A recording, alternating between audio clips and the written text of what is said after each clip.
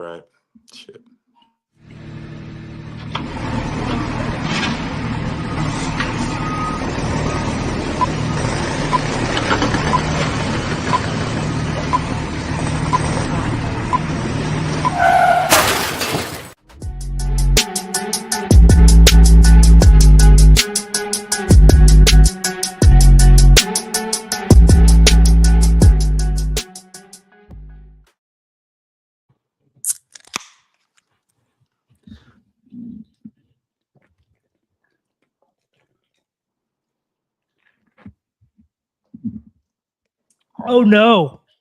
Oh no. Look at this old faded Orioles cup I have. Yellow. I just got that all over me. Happy 100th American League. Happy 100th American League anniversary. How long has the American League been around? Also, congratulations to IU. Let's start this podcast. That's why we're chugging beers. Give a big congrats to IU. We just witnessed history, honestly. Yeah. May never see that ever again, and there might be another Hoosier movie made. By the way, I was drinking this, and it foamed up in my mouth and went all down. You want me to comment there, or you want me to just let that breathe? You can let it breathe. You and your fucking hoodie right now. Hey, this is a gift for Christmas from Broach and his family. It's the Hard Rock one. I had to wear it for the game last night at Hard Rock Stadium, and it says "louder." Yeah, that hoodie could be louder. I don't know that it could. You're right. You are right. That hoodie is something else. That's right. I wore it for the game last night. I watched the game with Cabbage and my buddy Steve Pedley at Pig and Rooster and with Deli Dave. It was a good time. Yeah, it was a good game for the most part. Had a lot of fun watching it. I was at work, but it was slow last night in January. This time of year, it's pretty slow in Ocean City. So yeah. I got to watch at least. I mean, I got to watch the last 10 minutes, but I got to watch most of the game. But the last 10 minutes, I got to watch pretty locked in. That was probably the best part of the game, to be honest with you. Yeah, I mean, for the most part, that's what you're gonna get. Last of quarter, course, right on cue. I get a delivery. I'll be right back, boys. Sorry, I just got to go get the door. That's all. Go for it, bub. It's not delivery; it's DiGiorno. Ooh, I could go for one of those. But while we're waiting for Brian, as always, our home base bar is Pig and Rooster. So if you ever want to stop by there on a Tuesday or a Thursday, they always have us playing live, broadcasted on the TVs there. Let's wave hi to everybody at the Pig and Rooster. Hi, Deli. Hi, Deli. Hi, Kelsey. Hi, Rob. Whoever's there. Working. We love you. Delaware Darren. Yeah. Delaware Darren. But yeah, I just want to give them a shout out. And honestly, what is Rogers doing? Is he taking fashion choices right now? Is he trying to make a statement with the hoodie? Man, that's rough. No, yeah, I mean, he got it as a gift. You got to wear it.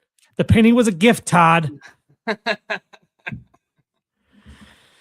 yeah, I mean, you know what? To the game last night, yeah. If it's comfy, wear it around the house, right? Yeah, that's for sure. I have a number of things that I would not. I say I wouldn't wear them out in public, but also I really don't care. I really don't care. The stuff that the clothes that I wear to the gym, the people who go to the same gym as me probably think I have like 2 sweatshirts and 1 pair of pants because I wear the same thing pretty much every day. But yeah, it's just whatever's on the top of the pile in the closet. That's what I'm wearing. So that usually leads to me re-wearing a lot of the same shit all the time. Indiana, Miami. Let's talk about football. Not a lot asked of Fernando Mendoza in this game in terms of throwing the ball. 27 pass attempts, 16 completions for 186 yards. No touchdowns, no picks. Basically, don't turn the ball over. The idea here for Indiana was run the ball. At least that's the gist I got.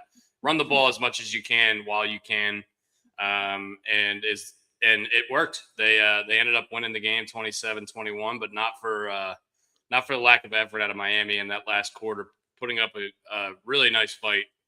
Man, I thought that false start was going to lead to so many more shenanigans than it did. I love that. Barely a false start. I know. I love that fourth down call to go for it. That ended up being the probably the signature play of the game, the touchdown for Fernando Mendoza. There was a lot of stuff that I really loved out of the Indiana side. What was your take on specifically? Well, you said that they didn't ask a lot of Fernando passing wise, and they didn't in terms of attempts and everything like that. But there was a couple clutch plays that him and Becker connected on in terms of. They said it was a bad fade route that he had to come back for, but there was another back shoulder route that he caught as well in a key situation. It just seemed like he was making the plays when he needed to. And did you see like the whole Raiders organization was there to watch him play? Yeah. So that was kind of cool. I mean, obviously, I'm sure Brady lives down in that area. I'm sure what's his name? Why am I blanking on his name right now? The Raiders, Davis. I'm sure he has a house down there as well. And then the GM and stuff was. But yeah, I mean, it was cool to watch. I mean, that we're never going to see anything like that again. Like, do you think we're going to see somebody go into a program like Maryland and turn it around in 2 years and go undefeated? First of all, for any program, Alabama, anybody go undefeated and win a championship is unheard of. I mean, So mad respect for that. Really like Signetti, to be honest with you. And that's just the PSAC bias in me, maybe. But since he was a coach at IUP, what did he say, 5 years ago? Yeah. He was waxing a table at IUP at Thanksgiving, and last night he was 16-0 national champ at Indiana University. I mean, in football, right? I mean, he went from Indiana University of Pennsylvania to there. IUP is a big feeder to Ocean City, by the way. A lot of IUP people. A lot of IUP people. Spring breakers and stuff, or no, just a lot of people that go to IUP move here for whatever reason. I know so many people that went to IUP that live here now. Interesting. Really bizarre. Also, shout out to former Terp and John Carroll, Roman Hemby, who was the starting running back or one of the top running backs for the Indiana Hoosiers. Had over 1,000 yards and had a nice game last night. So yeah. Sorry about that, boys. Package was somebody that used to live here, so I had to take it and put it in the gym downstairs. Who's Jim? Good to know. Jim sounds hot. The gym that's underneath my house. Oh, she sounds hot. Under Brian's house. All right. What did I miss? What do you guys talk about? I heard Roman Hemby and I heard IU. Yeah, we're just talking about the game plan and Signetti, how he said he was coaching at IUP 5 years ago, and now he's winning the national championship at Indiana University of Indiana. Where is IUP in Pennsylvania? Like, I think it's in California. No, but there is a Cal University of Pennsylvania as well. So if you know anything about, is this going to be you, Dusty, today? Is this what I'm going to get? No, but okay. I can fight fire with fire. All right, trust me. Hey, I mean, he is being look what I'm wearing. It's in Indiana, Pennsylvania. He is being a smart ass, but I mean, in the PSAC, there is an Indiana University of Pennsylvania. There's a California University of Pennsylvania. I think that's the only ones I can think of. It's in Indiana County, Pennsylvania. I can't find it on a map. But yeah, I think it's closer. I think it's closer up near Pittsburgh. Right. But yeah, he won the Indiana University of Indiana. It's just northeast of Pittsburgh. It's just north of Johnstown. It's right next to Johnstown. Got it. I mean, to think about the fucking the track that guy took, being on Nick Saban's staff at Alabama and then saying, "Hey, I want to go be a head coach," which respect. And you go to IUP, and then you go to Elon, and then you go to JMU, and then you end up getting to Indiana. Let's say these aren't all heavy hitters, other than really JMU is probably the heaviest hitter. But only because he went there, and then the new guy who just got hired at UCLA too, right? Yeah. Yeah, Bob Chesney. Yeah, I mean IUP has always been a powerhouse in the PSAC conference, but you wouldn't have thought that Signetti goes from Alabama. Yeah, let me go take a head coaching job at IUP, but he's from Pittsburgh area, so that makes sense a little bit, right? But yeah, I mean, you didn't see the ascension this quickly. No. I mean, No. Nobody could have called this, and Nobody. nobody could have. Honestly, nobody could have called them making the playoff last year. That was crazy No. that they were even able to do that. And Mhm. people were like, "Oh, this might be a fluke," and then they get killed by Notre Dame. Was it Penn State or Notre Dame? Yeah, Notre Dame. Indiana on Indiana crime. Yep. But then they get back this year, and everyone's like, "All right, they're going to lose to Ohio State in the Big Ten championship. They're still going to get into the playoff. The same thing's going to happen." And it didn't happen. I mean, they beat the shit out of everyone. The only close game that they played was the Ohio State game, Yeah. and then this game they played last night was pretty close as well. But everyone else, they pretty much beat the shit out of everyone. I mean, the Ohio State game was essentially like the national championship. It feels like a little bit. I mean, obviously Miami gave a good bit of a run there in the last quarter, but I think leaving the Big Ten game, I think all the IU fans were like, "Fuck, if we see them again in the playoffs or the national championship," because they knew the brackets how they were setting up. Like, if we see them again in the national championship, I don't know if we can pull that out again. I mean, this might be an asinine comment to make, but I mean, I think without that Ohio State game where in the with 13-10, I don't think they win the game last night. Yeah, maybe not. You're right. Having that close game, you got to be battle tested at some point or another. And I actually kind of thought about this when I was watching the game. I remember now I know I'm older, but I remember like the first like real college basketball game I remember was when UNLV was just trouncing fucking everybody, and they ended up running into Duke in the national championship game, and Duke made it a close game, and UNLV didn't know how to react. Yeah. And so, I mean, Indiana having that close game probably assisted them in some weird way. Yeah, and they're kind of like set up with Signetti being such a hard ass in terms of fundamentals and being and having all your T's crossed and your I's dotted. They don't make a ton of mistakes, right? And you can't do that in close games. So they were kind of set up a little bit. That's kind of the makeup of the team, it feels like. But to what Brian said, they were beating the shit out of everybody. So they never got a chance to even be in the situation to be like, okay, now we have to really make sure we don't make any mistakes. And to be honest with you, they kind of did with that false start. I'm nervous even talking about it because that kid's, I think his name's Fletch. They're going to call him Flinch the rest of his life. That kid, if they go down and score a touchdown, that kid never lives it down the rest of his life. Now, 20 years from now, I can think of. It's a joke. Now it's a joke. Like, remember that's how he false started? We still won that championship game. I was hoping Indiana won specifically for that because I didn't want that kid to be the GOAT because that was real bad. And by the way, when I was a kid, the GOAT meant a different thing than it means now. The GOAT meant a bad thing, a very bad thing. Yeah, I mean that, and I mean you sit there and think about the game. The game ended 27-21. Good teams win, great teams cover. I would put them down as a great team, but they did not cover this game, which we didn't, which we'll get to here in a second. But they cover pretty much every game.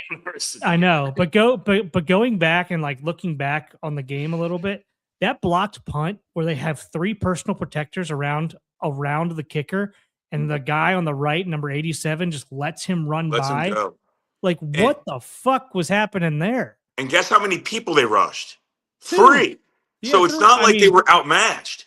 They had the 2 guys on the ends, and then I guess one other one, like you said, but like that's the only 2 I saw. They were not in punt pressure mode.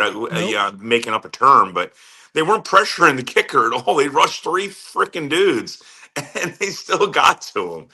All right, now, question for the group. What do you think the biggest play was of the game? It's a question we were asking each other last night after the game ended. Do you think it was the Mendoza run? Yeah. The blocked punt, which obviously led to points, or that third and like long pass where he threw it to the guy on the right side to continue the drive, which ended up leading to the Mendoza run. I'm not trying to lead you in any way, shape, or form. What do you think the most influential play was for the outcome of the game? I think the Mendoza. I'm just going to say the Mendoza run, just because I think that's going to go on a T-shirt. Him diving across the goal line, and that's going to be one of the most. If you're an IU fan and you think back on this game, you're going to remember that. That's going to be the statement piece of this game. Like, I mean, for IU fans for basketball, they all remember the Christian Watner shot, the watch shot or whatever, against Kentucky, even though it didn't really mean anything. It's not to win a Did you national just call him championship. Christian Watner? Wofford, whatever his name is. I don't know. Leitner? No. Christian Watford. No, it's Watford. an Indiana guy. Watford.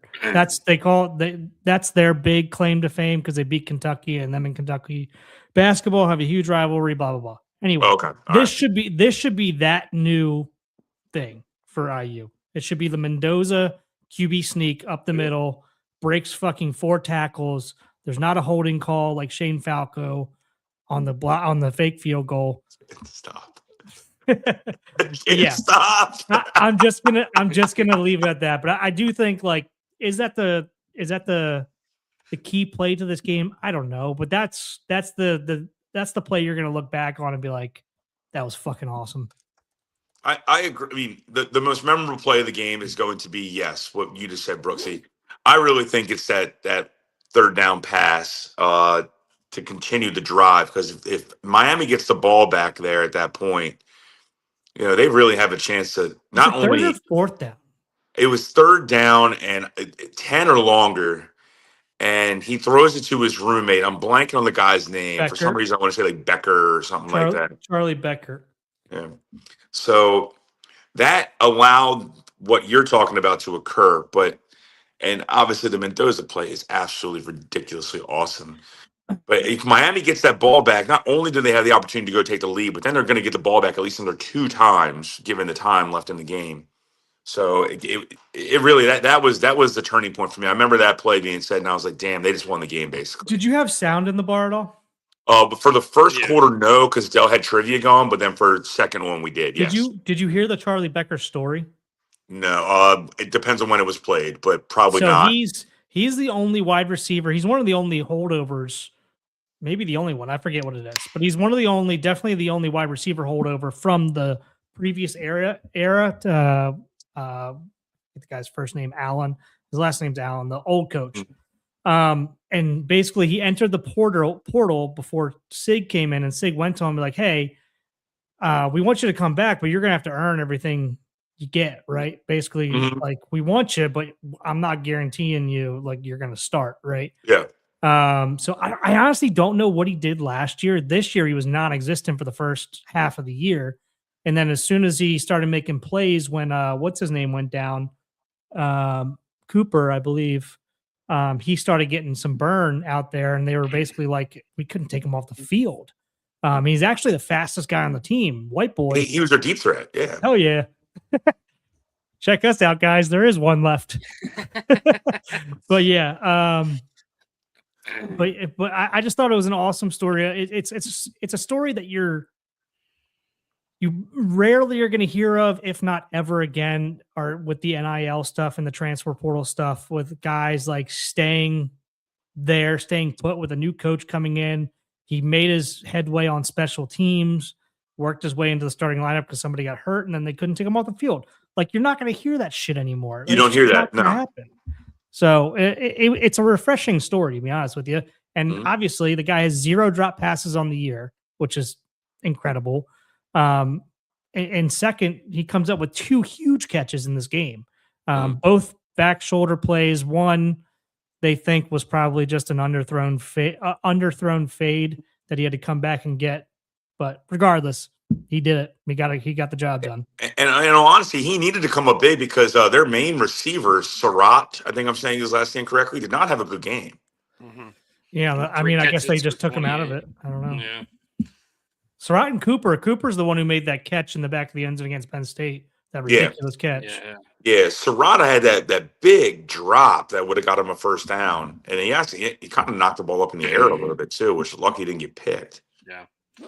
I did like the story to go with storylines that you were talking about, Brooksy.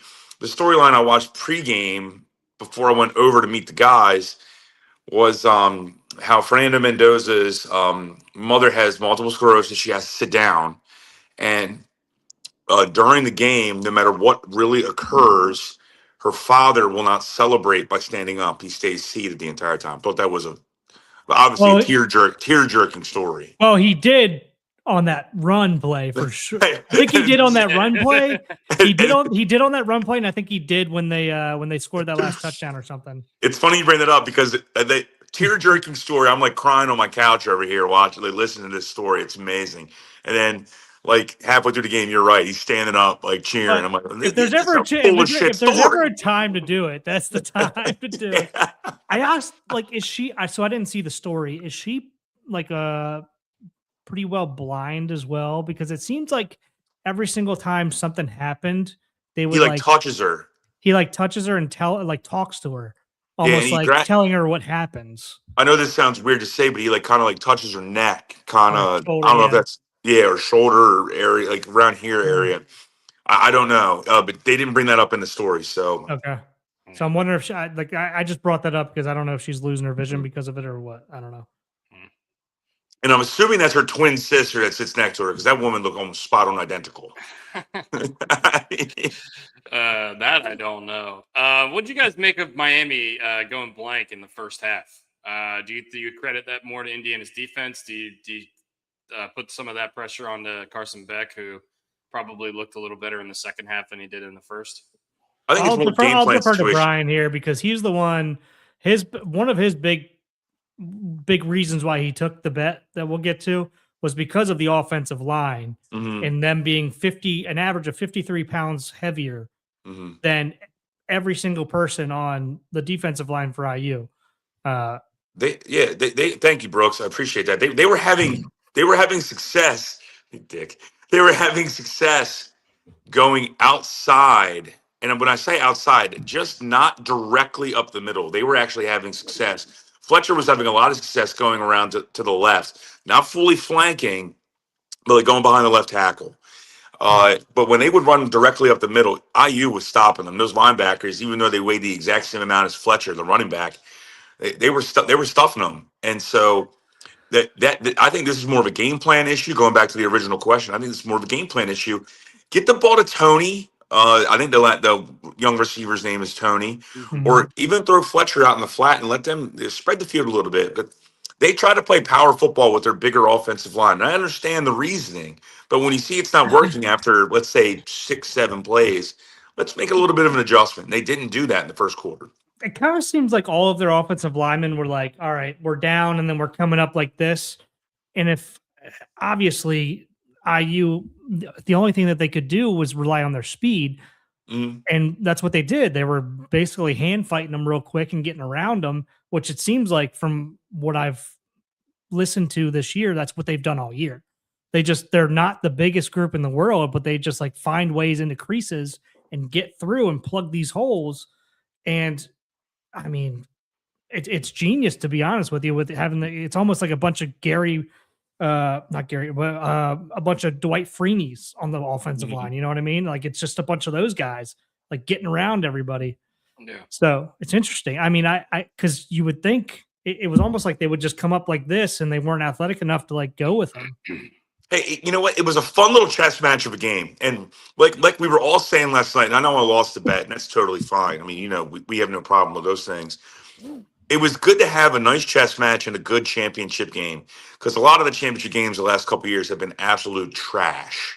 Good to have go ahead. It was good to have two teams that seemed like they played pretty different brands of football. Miami kind of sitting back, kind of waiting for the home run almost to a certain extent. Their defense was just more athletic, and they probably played a lot more athletically. Indiana played more within their means, more methodical, move up and down the field, didn't have nearly as many explosive plays, but also didn't try doing their best to limit the explosive plays on the other side of the ball. So it felt like two very different teams when I was watching the game.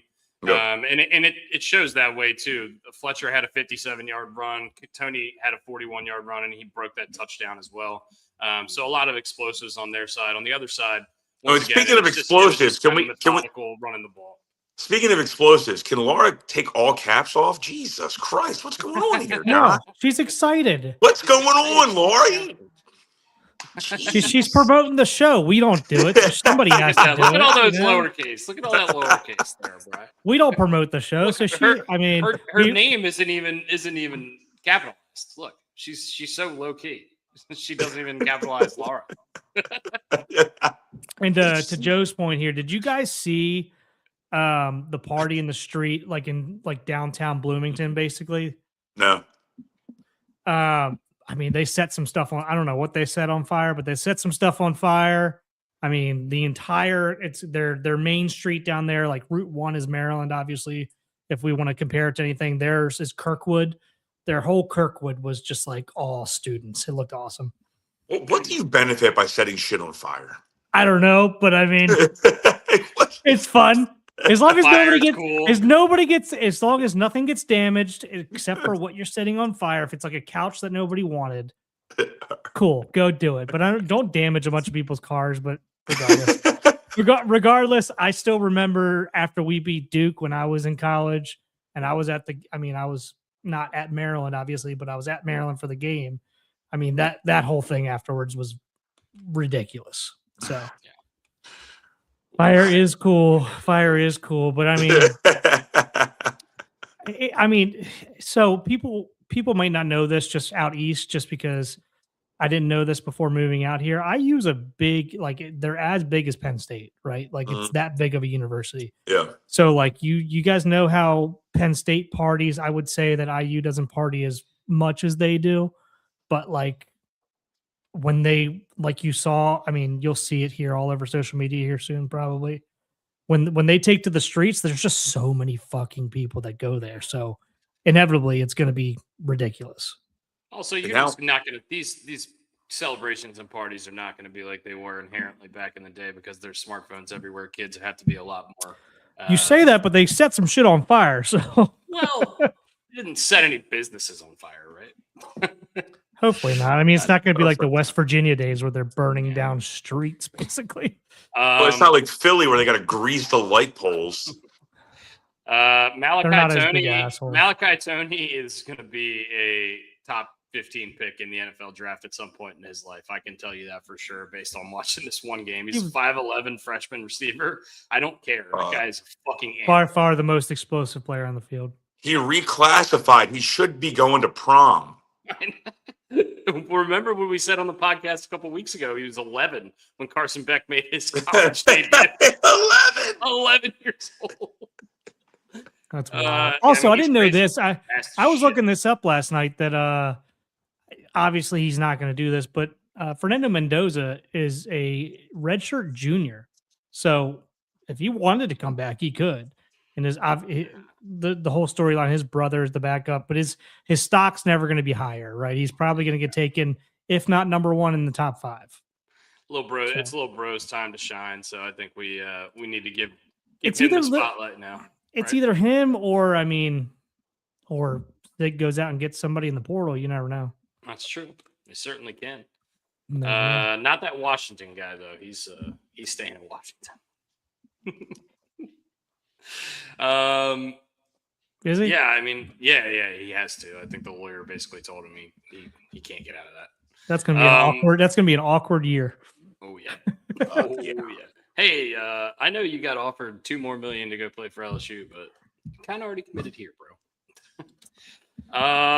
Yeah. Any other stuff in college you guys want to talk about before we move on? We've got some NFL head coaching stuff to talk about. We've got the divisional round of the playoffs. I do want to say this. Poor form on Fletcher. You don't got to be fighting fucking dudes after the game. Period. I didn't see that. Well, I was asleep by that time, to be honest with you. But yeah, so Indiana guy, and look, if the Indiana guy instigated him, that's totally dude, they were chirping the entire game, I feel like. Yeah, Fletcher still has his helmet on, and the Indiana guy does not have his helmet on and starts throwing punches. And I got another thing, and this is just a gripe, and this is probably get off my lawn shit. Look, the guys being Signetti and Mendoza just won the national championship game. Do they have to do 5 fucking interviews right after the game? Can we not just wait, like maybe get one for the main broadcast? Wait until after the podium. And then wait till after the fucking podium. Let them celebrate. They worked their dicks off for the entire duration of like 9 months to get to this point. And all you can do is think about how you can sell fucking ads. Just give them the guys a couple minutes. Because right after Mendoza gets done doing the ESPN one, which I understand they're the main focus, main carrier of the product. Then you got the local broadcast and the local radio broadcast, and they all let these guys go fucking celebrate. Just give them a moment. This is what you got to prepare for, though. When you go to the NFL, it's going to be the same shit, right? Yeah, but we don't have to like it. I totally agree with you. I totally agree with you. I think it's ridiculous. I think it's bullshit. I think they should be able to go celebrate with their teams. But this is the reality of the world we live in. They're going to have to get used to it. Might as well get them used to it, right? I'm just playing. Then the world. I know, but the world needs to change then. Yeah, I mean, I'm not disagreeing with you. That's just kind of the way it goes. But I mean, as put yourself in their shoes, it'd be nice to like go hug your teammates. Yeah. And there's a whole lot more of them on a football team. Yeah, we like Brian Love. I mean, you could tell by Brian's shirt, he loves working that thing off. Is that an ode to the Mets? What is that ode? But yeah, I mean, it's never going to change. It's never going to change. But I agree. I agree with you, Brian. It'd be nice to like, hey, let's just like put like microphones in there and listen to them celebrate and stuff like that. We can do the interviews right before they go up to the podium, right when everything's kind of like settling down a little bit. Let them have their moment. I mean, and you see these, and look, these people are doing their job. So I'm not yelling at anybody. I'm yelling at the situation. But you see, like, I forget her name, like Holly McGrath or whatever. She's like tugging on Mendoza, like tugging him. Like, I got to get you. I got to get this microphone going on. It's like, damn it, just let the man be for a second. Like, and I mean, a couple people got pissed at NFL quarterbacks this year because I think it was the NFL. I'm pretty sure that when they were like, hey, like, because they were shrugging them off, like, I'm trying to go celebrate with my team. Yeah. And they were like, no, you're supposed to do that interview. Yes, I'll do the fucking interview. Give me a second in to like celebrate 10 minutes. Yeah. And I compared it, and this is like a live comparison last night because I wasn't getting mad, but I was just like, this is stupid. And I compared it on the fly to Brooks. You get married, you kiss the bride, and then before you get to walk down the aisle, we got to stick a fucking microphone in your face. Yeah. Tell me about how you feel about getting married. It's like, dude, let me excel. This is the most important day of my life. Give me a minute. Yeah. Like, just give me a fucking minute. Yeah. Yeah. I don't disagree with you. Like, and what Lars said, like the TV and local radio, I would be all on board. Like, hey, give the people who are broadcasting the game or like the whatever, like the main person, the main carrier. We don't need to do like the four, like wait until afterwards to do the four, or wait until before they go up onto the podium, but wait till everything settles down. Yeah, it's I agree with you. I think this is very much a get off our lawn kind of take, but I feel like a lot of America kind of agrees with us. But that might just be me. I don't know. I mean, I hope they agree with us, and not that we're begging for, we're not fishing for compliments here, but it's almost common courtesy to a bunch of people who worked really hard in whatever capacity, and it happens in every single sport. And it's just it kind of stinks. Yeah. And you can see like when Holly McGrath, and I'm using Holly McGrath because I know she was there, but she might not have been given the interview. Molly McGrath.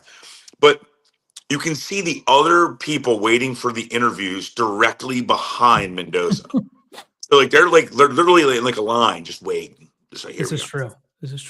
Yeah, the person that's in like the 20th row of the plane and they're standing up right away thinking they're getting right off. Like, fuck. Well, then, sit down in your chair until everyone else in front of you's off. They cut 5 rows until they run into somebody else who's done the same thing. Yeah. And they're also the person that put their carry-on luggage all the way in the back. Yeah. So I had to go back to get it. If you're gonna make the process 5 to 10 minutes longer for everyone behind you to get off this fucking plane, all you have to do is sit down in your chair, get your bag when it's your turn, and then get off. It's not that. I hope your bag's filled with stinks. I've seen this done the right way. Like if you are actually running late for like your next flight, and you've had like a really long day and everything's going wrong, communicate that to people. Can you announce it? Tap.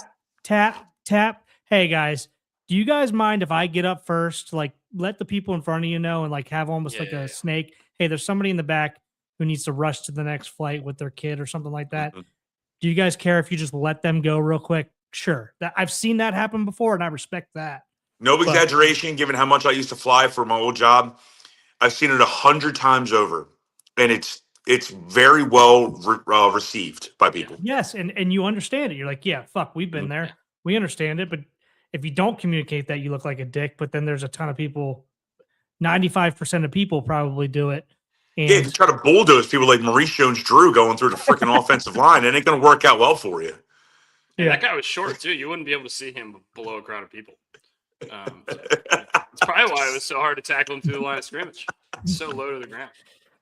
But yeah, I think that's a great comparison, Randy. That was a long tangent for big wind up. This is one of the things that gets me the angriest. It's just being in airports in general makes me angry, but just like common courtesy, that'd be great. Thanks. It's so like if we ever did a pet peeve draft, just like the loss of common sense when flying by people is in an airport. And my wife doesn't understand why I get so pissed off in airports because people just don't think about any other people around them at all. Yeah, but I got to get to Chicago. Lady, everyone in this airport has to get somewhere. That's why we're here. That's why we're here.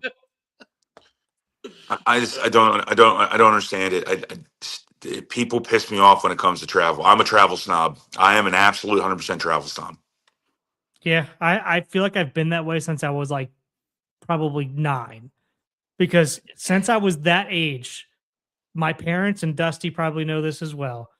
But Dusty was a lot young. Dusty's 5 years younger than me. If anybody watching this podcast doesn't know, so he probably wouldn't have known at that point. But my parents have known since I was probably about 9 that like he gets pissed off every time we go into an airport because I hate everybody.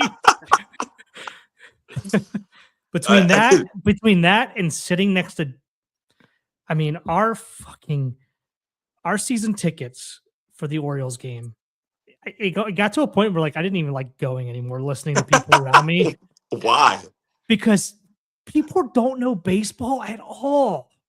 Like at all. Like you listen to people around you talk like during the game, and I'm like, you're a fucking moron. You've never played a sport, have you? And overhearing some of these old men who get done their golf round trying to talk about John Harbaugh getting fired and how Lamar Jackson was in on it and all of this fucking bullshit. And oh my God, dude, it's every day you have to listen to this fucking bullshit. And I just have to pretend like I don't hear it or don't know what I'm talking about. Well, that's a little different. I don't want to get into I didn't grow up playing the sport. So like, I can't sit here and be like, I don't know. There's nuances to the game of baseball that we all know. That the average person doesn't really know. Wait, when the ball goes over the fence, is that a field goal or a home run? Like and everybody cheering every time the ball comes off the bat in the air, it's like every fly ball. It's like, oh my God, it's fucking infield fly, batters out. We don't gotta fucking get crazy. Yeah, I don't know. There's a ton of different stuff, but like, and there's a ton of different things like intricacies inside of the game as well that we'd have to see it to like bring it up, but we're just bringing up obvious. Low blow stuff really, but yeah, it got to the point growing up where I was like, I can't sit around these people. I just get pissed off listening to these people talk about baseball, and I'm like, you don't know baseball. You don't know baseball. What's more obnoxious, the people that you're talking about, or this hoodie? That hoodie is more obnoxious than man. I'll tell you what, it's close. It's a close one. I think that's gonna be a neck and neck race right there if we put that up to a poll. I feel like a Rob Gucci man or something. I have no idea what the hell I'm wearing. His name's Gucci Mane. Gucci Man. Mane. No, I'm going Gucci Man. Mane. I know. There's an E on the end. Gucci Mane. Hey, so before we get off the topic of Indiana, even though we went off on a tangent about pet peeves and airport travel and baseball. How did the family take you there, Brooksy, to given they're all IU people? Oh, I'm sure great. So we were supposed to, you know what's even more awesome is that, and this leads me to, before I forget this again, since we always forget birthday shout out to my father-in-law, Doug. Oh, it was his birthday yesterday, and he got to watch IU win the national championship. What a birthday, right? What a birthday. That's awesome. Like, could you imagine? How long did he teach there? To be honest with you, I don't know. He taught there for a long time. 20 plus years, probably. And, well, less than that. Making sure Deli's putting us on live. But we already waved everybody. But yeah, it was well received. We were supposed to watch with them, but Banksy's sick right now, so we can't really go anywhere. He's still home from school right now. The only reason I'm able to do this podcast right now is because Caitlin's off today, so she can watch him today because he doesn't have his fever anymore, but he's still pretty sick. So we watched it at home. Honestly, Caitlin watched more of it than I did. I fell asleep in the second half. I was up. I kept falling asleep and waking up. I woke up and saw that they won. I'm like, oh hell yeah. But we would have been up for the entire thing if we were able to go over there and watch the game. So yeah, everyone's pretty pumped up today. I think a lot of schools have like delays or they're off school today. Hey, you took my question out of my mouth, man, or you answered my question before it could come out of my mouth. Yeah. I was wondering how they react because they're not used to having this kind of stuff, especially in the football world. I'm sure the basketball world, but that's been about since they played Maryland in the national championship game. Yeah, I mean that's the last time they were. I can't say relevant. Significantly relevant, yeah. No, I mean they were good. The Oladipo teams. Yeah, the Victor. Yeah, you're right. Victor time was good. They just didn't. They weren't able to get to the national title. But I mean, there's a lot of Purdue people around here too. I mean, we're pretty equidistant between Purdue and IU. And then Butler, you got Butler around. Butler's right downtown. Yeah. But obviously, like they have, I don't know if they have a football team anymore or not. They used to. Obviously, they're not going to be in Division I single A, if that's what you want to call it. Though they would be in like double A. Yeah, they're double A, Pioneer League. But obviously, they still have their still have basketball, which is up and down. I mean, they had Greg Odom coaching their team the last couple of years, like not as an assistant, not as the head coach. And then they have Caitlin Clark's boyfriend helping out coach there as well. But yeah, I mean, I would say football wise, obviously there's a ton of Notre Dame fans here. And I would say that was first and foremost because everybody growing up here is used to them being good when they were growing up. But sure, a lot of those people are Indiana fans this week. They are all, well, if they went to IU and they were Notre Dame football fans, then yeah. It's nice to choose that way, huh? But yeah. All right, we've gone 42 minutes and we have not spoken about the NFL playoffs. So let's get into it. But before we do, let's talk about a couple of these coaching hires that have happened. We had Robert Saleh, who was the formerly the head coach of the Jets and the defensive coordinator for the Niners before and after that, has been hired by the Tennessee Titans on a 5-year deal to be their new head coach, according to Adam Schefter. What do we think about this hire for the Titans? I love it. I think it fits his personality. I don't think New York fit his personality. So I love this. And I agree with you, Brian, because the only thing, like, you listen to the pundits and you listen to like the Baltimore sports media talk about this a little bit. It's kind of hard to come up with an opinion with like, I really want this guy or I really don't want this guy when you're not in the interview rooms, like how, like, or played for these people. The only thing you have to go off of is like their press conferences and like how their defense or offense or their old teams performed. That's really all you got. And that's not much, to be honest with you, because if we're going to go off that, then John Harbaugh would have been a ridiculous hire, right? I mean, so I just don't understand a lot of the I want this guy, I don't want this guy, I think this guy would be really stupid. But if we're going off of what has happened in the past, I'm with Brian here. I love Robert Saleh's personality. I mean, I feel like he would have fit Baltimore really well too. I mean, he's a defensive-minded guy. He's a hard ass. I mean, he's a hard-nosed kind of a guy. He just kind of seems like he fits that Baltimore or Pittsburgh kind of mentality.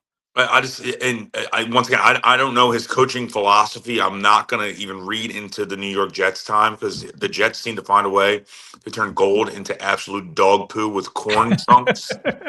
So I'm just going to say his personality fits a small market organization.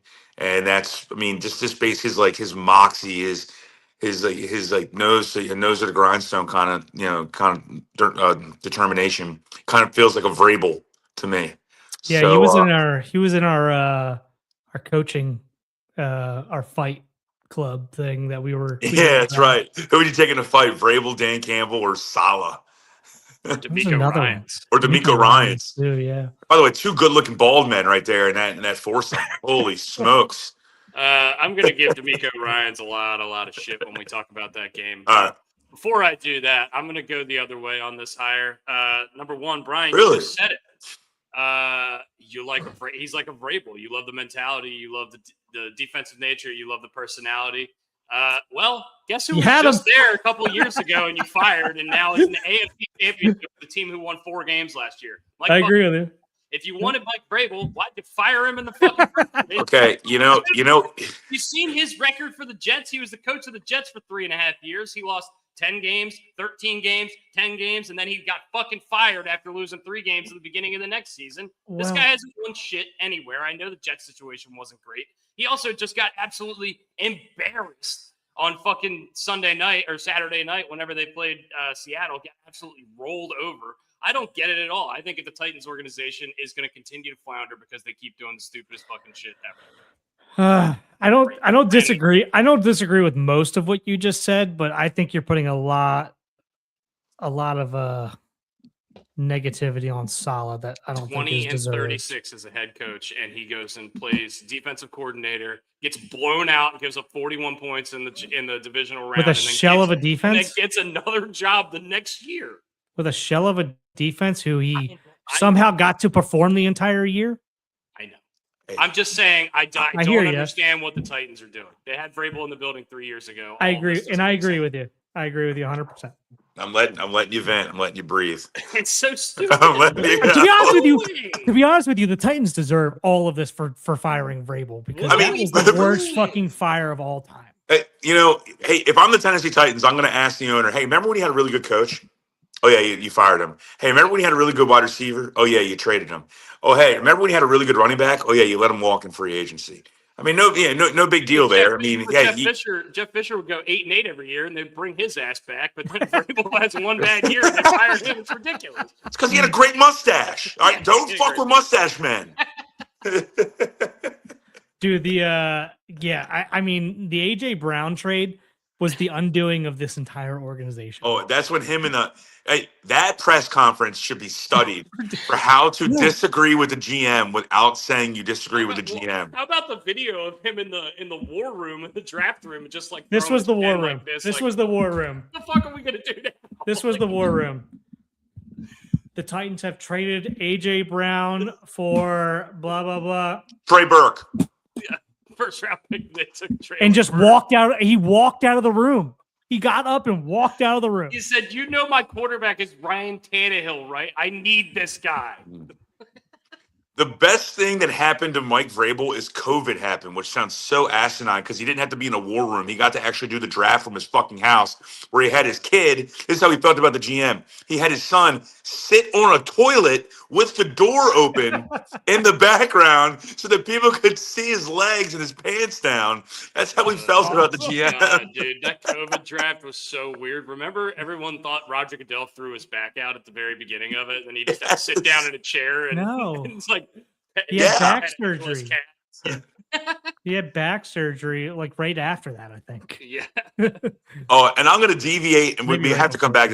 You made me think of backs.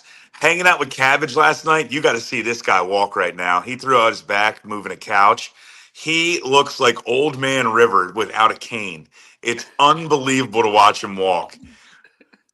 Sarge walks quicker than Cabbage does right now. I want you to qualify that. Yikes. That's rough. That's rough stuff there. And by the way, Dell, Sarge, you're watching live at Pig and Rooster. Thank you. That was a great time last night. No Burke slander allowed. There's going to be plenty of Burke slander. He did get signed by the second team this year. Although he did have a nice little career resurgence this year at the end of the year.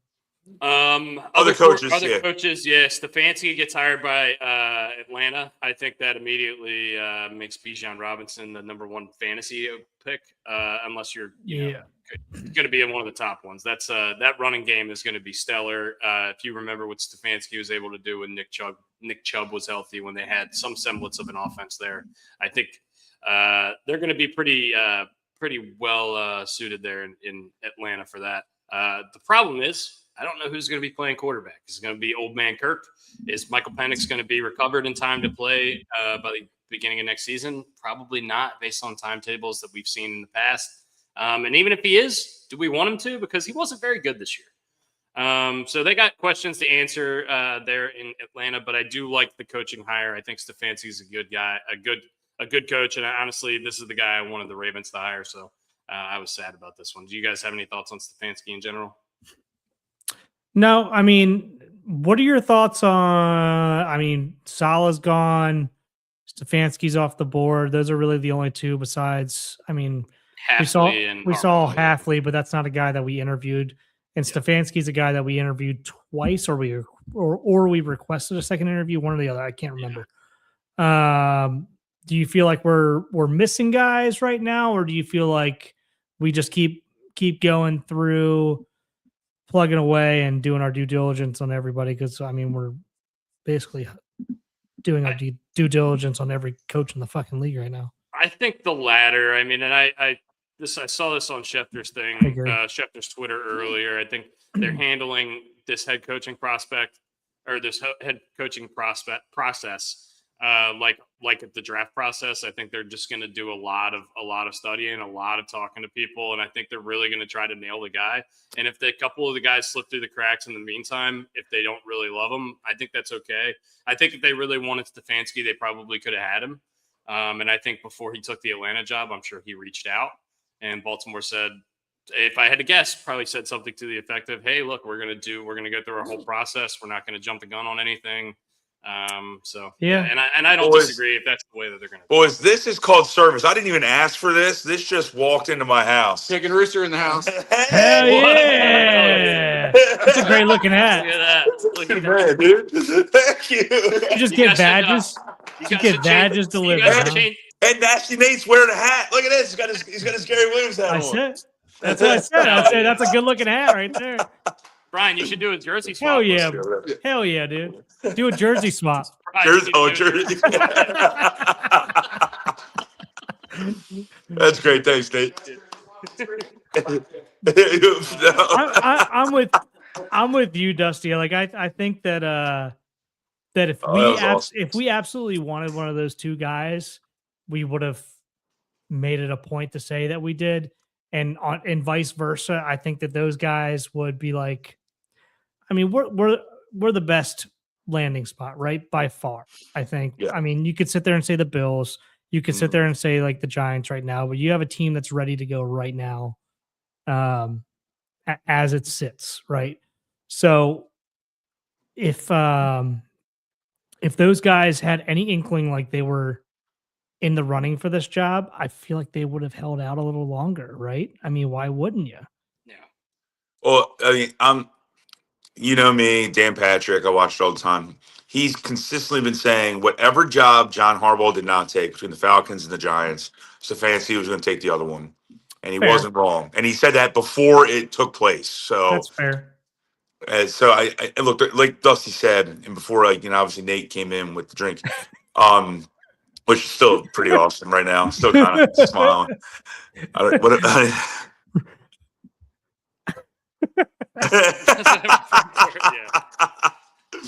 He basically doesn't. And if he does, have a key code. The guys have a key code to my house. Sometimes when they get backed up, like they're busy as hell over Pig and Rooster, they'll come over here and use the bathroom right here.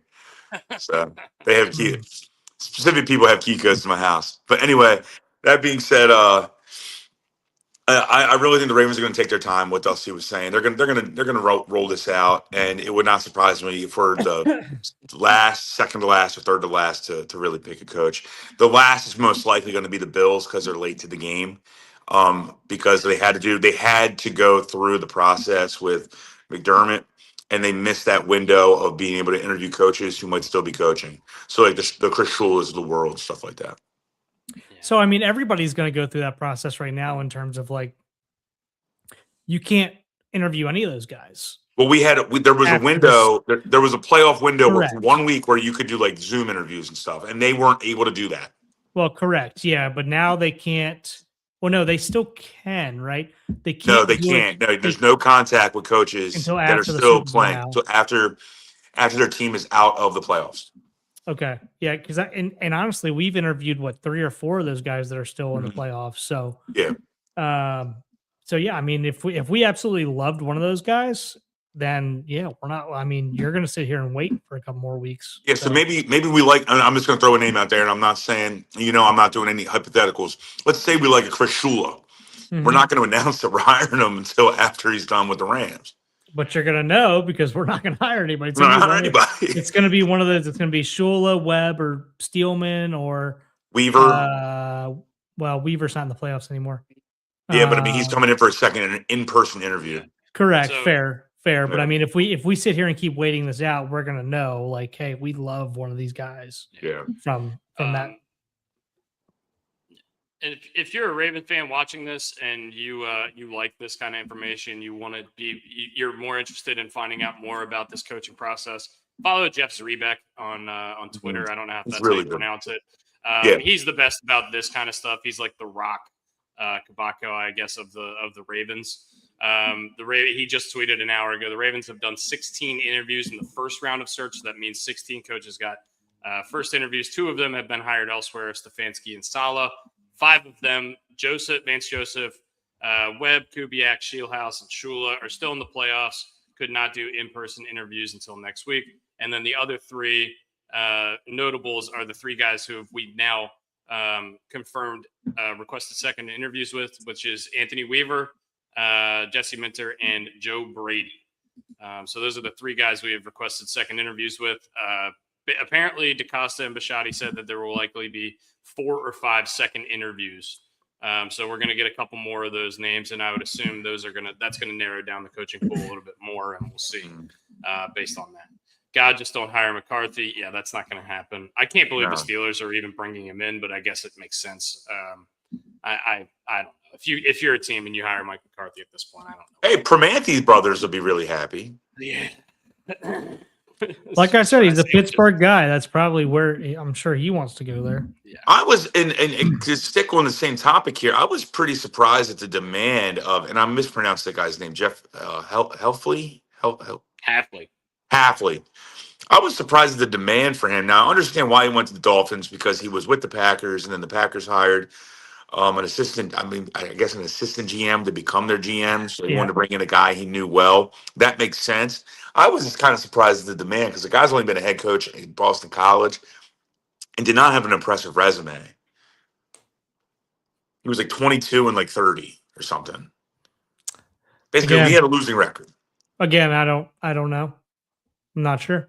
I mean, and nobody knows him better than that guy, right? Because I mean, he's worked with him for X amount of years. Let's just call it 8 years. I have no idea. However many years he's been with the Packers. So yeah, I mean, I'll put it this way. I mean, at least the Dolphins are trying to do something a little different where they actually have a GM and a head coach that are in unison, as opposed to doing the piecemeal shit where you have a GM, an incumbent GM, and brings in another coach, or then vice versa, maybe a coach, and then you bring in a new GM. So, yeah. I don't know about the Hafley deal with Miami. I don't really know what Miami is going to do. I think that kind of is one of those dead man walking jobs. They also hired a new GM, John Eric Sullivan, away from Green Bay. I saw Brian Gutekunst, I believe, got extended as well in Green Bay, along with Matt LaFleur. So some stuff going on there in Green Bay. I mean, we still have a lot of teams. The Bills stuff. Let's talk about the football games, and we'll get to the Sean McDermott stuff, I guess. Just because we're an hour in, we haven't talked about any of the NFL games. Let's talk about the teams that lost, because we can talk about the teams that won on Thursday. The teams that lost. Let's start with the Sean McDermott and the Buffalo Bills. Not only because it was the first game of the weekend, but also because the coaching stuff, and we just talked about that. The Broncos won 33-30 against the Bills in OT, right? Was it an OT? There was an OT. Yeah, it was an OT. I don't know. All these games blended together. There's a lot of good football the last couple weekends. So, yeah. We find out about 20 minutes after the game that Bo Nix, the starting quarterback of the Broncos, has broken his ankle and is out for the year. I believe it's his ankle. Either way, he is out for the year. He's not going to be playing for the rest of the playoffs. And Tracy Wolfson deserves so much credit, the on-field announcer after the game. Okay. Brian, let's just get into this. Go ahead. Watch Tracy Wolfson interview Bo Nix. She says to him, because they get 2 or 3 questions, right? We've been talking about, interviews after wins. She interviews him, and I think her second question is, you don't seem really excited about winning. And he's trying not to be like, oh, I have a fucking broken ankle and I can't say it out loud yet. Because he wasn't putting any weight on his foot. Now, you can't see that on camera. But she says that to him, and you can just see he's dejected after beating the Bills. What a bummer. Yeah. Really unfortunate situation with that. But let's talk about the teams who lost, like you said, Brian. The Buffalo Bills. And the story of the Buffalo Bills this season was that, in my opinion, the roster wasn't necessarily up to par of the Buffalo Bills teams of the last couple of years. But Josh Allen was able to put a Band-Aid over a lot of those boo-boos with his great quarterback play, and it just kind of stopped here. You like that? You can't say reference? boo-boos without me laughing. I said boo-boos. You're really good. I mean, what do you put Band-Aids on? You put them on boo-boos. And cuts and lacerations Boo-boos. and other things other than boo-boos. I don't know. It's just funny to me. Coming from a dad who's got a little boo-boo boy right now. He's got a boo-boo. And I say it all the time, but just listening to it come out of your little brother's mouth. Yeah. An adult's mouth. Yeah. Listening to the word boo-boo, he's not talking to a child. Oh, you got a boo-boo? Look, Josh Allen's was able to right a lot of the wrongs. I guess I'll say it that way. Yeah. So Brooks doesn't have a laugh. I like attack boo-boo over better. Here. Yeah. But in this game, he just didn't play all that well. He didn't play like his all-world self, and that was the problem. That was always going to be the problem if he wasn't able to carry them through the playoffs, a la Joe Flacco in 2012. What are the Bills? How are the Bills going to be able to compete with the rest of the AFC? And we found out he has a bad game, and they still almost won. They had a pretty good chance to win. I don't want to give Josh Allen all the shit in the world because he's been really great. And honestly, most of the playoffs losses that he's had in the past haven't really been his fault. They've been the fault of the team. But this one, I think you can throw on Josh Allen's shoulders. That fumble going into halftime, there's no excuse for that kind of play. Not only did he fumble it, and I'm just making. I'm gonna boo-boo. I'm gonna cut you off here. Not only did he fumble it like 20 yards backwards. It's like he threw it backwards on purpose. So here you go. It was bad. Here you guys go. It looked like Sam Darnold when he was seeing ghosts, like that kind of play. Yeah. It was bad. Yeah. I mean, he had a bad game. He had a bad game, and you could hear it in his post-game presser. I mean, he had a bad game. He said he let his team down. I mean, four turnovers, and he lost 2 fumbles. So I mean, that's and in all honesty, he could have had a 5th turnover that wasn't taken advantage of. So just a bad game. Quarterbacks get a lot of the credit more than they deserve, and they get a lot of the blame more than they deserve. This one is you deserve the blame on this one. It's one of those instances. But like you said, he's probably the best quarterback in the NFL right now, and he just had a bad day, and it's a really bad time to have a bad day. Yeah. That was an interception, by the way. Randy says, "Yeah, I agree with you, Randy. I agreed with what Joe Burrow said on Twitter. A lot of people on Twitter talking a bunch of shit about rules that they don't know anything about. He said both of those plays were clearly called correctly. It wasn't even that hard. They weren't that hard of decisions for the refs to make. I agree with him. Immediately when I saw the replay, I said he doesn't possess the catch through the ground, and the guy ripped it away from him. It can't be incomplete because it didn't hit the ground. I think it's an interception. And I understand why Sean McDermott was probably fired. We know now he might have been coaching for his job. Maybe he didn't know that at the time, but I mean, it's the playoffs. You're trying to get there, and the fact that they didn't look at it for a little bit longer, I think, is really what kind of made everyone a little bit more frustrated. Yeah. But the people on Twitter who are arguing that should be a catch for Brandon Cooks are just wrong. I disagree. Do you guys have thoughts on the interception? It's very controversial. No, I think you wrapped it up pretty much perfectly what we would say. Yeah, Boo Boo, you did a good job, man. Yeah, Boo Boo. I'm cool with being Boo Boo. If you guys want to be, if you want me to be Boo Boo, I can be. That's what was that? Yogi's son or Smokey Hey, Bear's Boo Boo. son? Hey, Boo Boo. Hey, Boo Boo Boo. Boo. Yeah. No. I mean, not much to add there, but like, yeah, is it a controversial call? Like, as a Buffalo, like, you put myself in a Buffalo Bills fans seat. Like, yeah, it's probably should have been looked at a little harder, but I don't think they got the call wrong. I mean, do I think it would have gotten overturned? No. I mean, Would we be mad if it was called against us? Oh, you better fucking believe it. Yeah, probably, but also like I'd be mad they didn't look at it. I mean, that's got to get looked at, right? It's gotta get looked at. That was so close.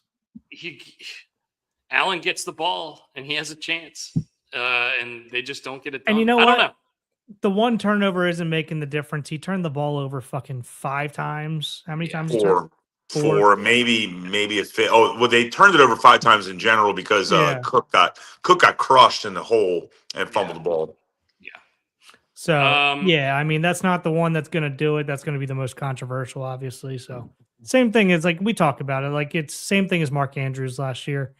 Is that the deciding play of the game? Yes, but it's not the play that decided the game. Yeah. I like the way you said that, Brooks. That was good. Yeah, that was good. That was well done. And I'll also say this. Put that on a shirt. I'll also say Brian's shirt. Put anything else on Brian's shirt. Brian doesn't need to be any louder. I have a naturally bolsterous voice. Bolsterous what? Voice. Oh. I gotta pee. Oh my God. I got paid. The Bills. I don't understand the extension and the promotion of Brandon Beane.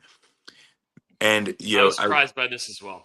I mean, and I'm sure you've seen the same stat that I have, Dusty, because we actually read instead of Brooks, who just watches TikToks. So I hope he can hear us. He's drafted 56 players since drafting Josh Allen, and only 2 of those 56 have made the Pro Bowl. So there's not a long list of success in the draft from this gentleman since 2018. Now, can you say it's because of the coaching? Sure, we're not inside those rooms, and we're not watching Bills games to a T like we watch the Ravens, but sooner or later, you just got to draft talent, and talent ends up showing up on the field no matter if they're coached well or coached poorly. Yeah, I tend to agree with you there. I really didn't understand the promotion when I saw it as well. And I was almost thinking, like, did they promote him within the organization just so they could hire a new GM and get rid of him as the GM and save face with him? I don't know if that's what my initial thought was, but it's not the case because he's apparently going to be the GM. He's going to be continuing his GM role as well, yeah. Along with his president of the team. Operation. I totally agree with you. I don't get it. I think this Bills team has been pretty underwhelming for the last few years. I think Josh Allen has been Superman for them. They haven't had other than Diggs, they haven't really had a premier pass catcher for him to throw the ball to. They tried to go out and get Amari Cooper last year. He was at the end of the road. It didn't really work out. They didn't really make any kind of those moves this year. I guess Brandon Cooks, but you saw how that worked out. And also Brandon Cooks is way over the hill at this point. He was over the hill a couple of years ago. So I don't know. I don't really get it either. As far as McDermott, I think there was a lot of games in the past where you could probably blame him. I think this is not one of those games. I think this game is going to fall on the quarterback's back, I guess. But I don't really understand the McDermott firing here unless they're going to go. Are they going to go young? Are they going to bring Daboll back in to work with Josh Allen because Daboll got that Giants job because Josh Allen had that breakout year? I really don't know which way they're going to go with this, and I don't know if McDermott wants to coach next year, if he's going to be available. I don't think he would be a Ravens guy. I think he would probably be a guy that would go into a situation that needs a rebuild, which is kind of what he did with Buffalo. But you're not going to fall into a situation with Josh Allen very often. So. On the other side of I things, heard something, and while we're sticking on the teams that have lost, Albert Breer, who's obviously Monday morning quarterback, locked in. He said, "Look, when you have a generational talent like Josh Allen, swing for the fence, call the Rams, and say, hey, what do you want for Sean McVay?" I know that's asinine. It sounds crazy, right? Because the guy's still in the playoffs, may win a fucking Super Bowl. They want Josh Allen. But if you have this quarterback who can bring you something crazy, go get a coach that is going to benefit Josh Allen the best, because you do not waste these prime years of Josh Allen. I agree with you, but also like you're not going to get Sean McVay. They don't have anything. They don't have realistic. anything good enough to give up besides Josh Allen. Yeah. Call San Francisco. Yeah, and what are they going to do? How are they going to trade for Kyle Shanahan? If I was San Francisco, I'd say I'll take your next 4 first-round picks. I'm keeping Kyle Shanahan. No, I'm not talking about trading Josh Allen. Trade for the coach. I know, but who are they trading for the coach? They have no assets. Maybe Brandon Josh Bean. Allen. Maybe you can trade Brandon Bean. Yeah, maybe you can. Shout out Brandon Bean for John Lynch, straight up. Yeah, that's cool. While we're talking about teams who lost, Fame. let's talk about the 49ers. They got their dicks kicked in this game. It was never close. Kenneth Walker went absolutely fucking bananas. Zach Charbonnet out for the year. I believe he tore his ACL. He's out for the rest of the season regardless, the next couple of weeks. But this game was a complete domination. And while we're just talking about the teams who lost, what do we think about this Niners team? Do we think this was a successful season based on the fact that they kind of had a year from hell? They still won 12 games, won a playoff game. Do we take positives from this, or are we still, are we kind of upset about the fact that the last game of the season went? No, take a positive. We're sitting here saying that Shanahan should win Coach of the Year because he got this team as far as they did. So yeah. I take this season as a positive. What I also think is I'm now going to skew negative, unfortunately, is this window is closed. This is a year older of George Kittle coming off an Achilles, a year older for Christian McCaffrey with more hits. He took a ton of carries this year, a ton of touches. So this is the window is basically officially closed. Now you're going to be banking on Brock Bowers being a great quarterback. And I'm not saying he's a bad quarterback, but I don't think Brock Bowers is going to be a quarterback. Huh? Not Brock Bowers. I'm sorry, Brock Purdy. Yeah. And you're really asking him to be a Josh Allen, which he is not. He is great in the role that he plays. The window has officially closed. Brandon Ayuk, he was a healthy scratch, even though they said his knee was still hurt or some bullshit. Yeah. Not to. No, they said even if he was ready to go, like the fact that he wasn't showing up, that he wasn't going to play the rest of the year. Yeah, and to your point, Kittle's done for all next year too. Yeah, and yeah, there you go. I mean, it's the window. The window, unfortunately, is closed on those guys, and they're going to have to draft well, and that's why once again maybe Buffalo makes that call to San Fran. And not to mention their stadium is built right next to that substation. That's the reason that they're all getting hurt. You remember? Look about conspiracy theories. Yeah. And that's not getting any better. Bless you, Brian. Thank you. Other teams that lost this weekend, the Texans. Their defense was the best in the NFL. A lot of people comparing them to the 2000s Ravens. I will urge you to settle down a little bit here. I'll urge you to settle down a little bit. But the Texas defense was very, very good this year, and they proved that in this game, despite the fact that their quarterback just did not want to hold on to the ball at all. I think he had 8 interceptions in the 2 playoff games he played this year, and they still won one of them. It was brutal. We were having an argument in our text chain on whether they should bench CJ Stroud at halftime. Brian said, put Davis Mills in now. Might as well try to win the game. In our text chain, they could have put in fucking Miss Frizzle and won the game. And I'll say this too: on the other side, it wasn't that great either. But we're just talking about the teams who lost. And I mean, this offensive line we said before the season was going to be a big issue, and it was. And I just did not. And I know the offensive line was bad. I did not see this regression coming with Stroud. He has not been good since that rookie. He is chasing the ghost of his rookie year. That is as simplistic as I can put it. And Troy Aikman actually kind of said the same thing. Oh, The detriment to his career right now is how good he was as a rookie. And that sounds so stupid to say, but he was great as a rookie. People were like, if we redrafted, he'd been the number 1 overall pick. Go fist yourself. All right. Look, he looks terrible. He had terrible body language. He's a kid who just lost his puppy out there. And by the way, heads up, you're in the middle of the fucking playoff game and your entire team is rooting for you. And you were known for your accuracy. And then guess what he didn't do? Be accurate. He missed 3 wide open dudes. One hit a dude in the ankle, and it wasn't Bo Nix to break it. So I don't know what you think, Boo Boo, but I mean, let me know. I think I agree with all the things that you just said. I share that sentiment. I think this Patriots defense is good, not great. I think he made him look like a fucking $1 jillion. I don't really understand how he was able to play this poorly in a playoff game. I can't believe this team made it to the divisional play. I can't believe they won 8-9 straight games with him playing quarterback. I know this defense was special, but Jesus Murphy, that was ugly.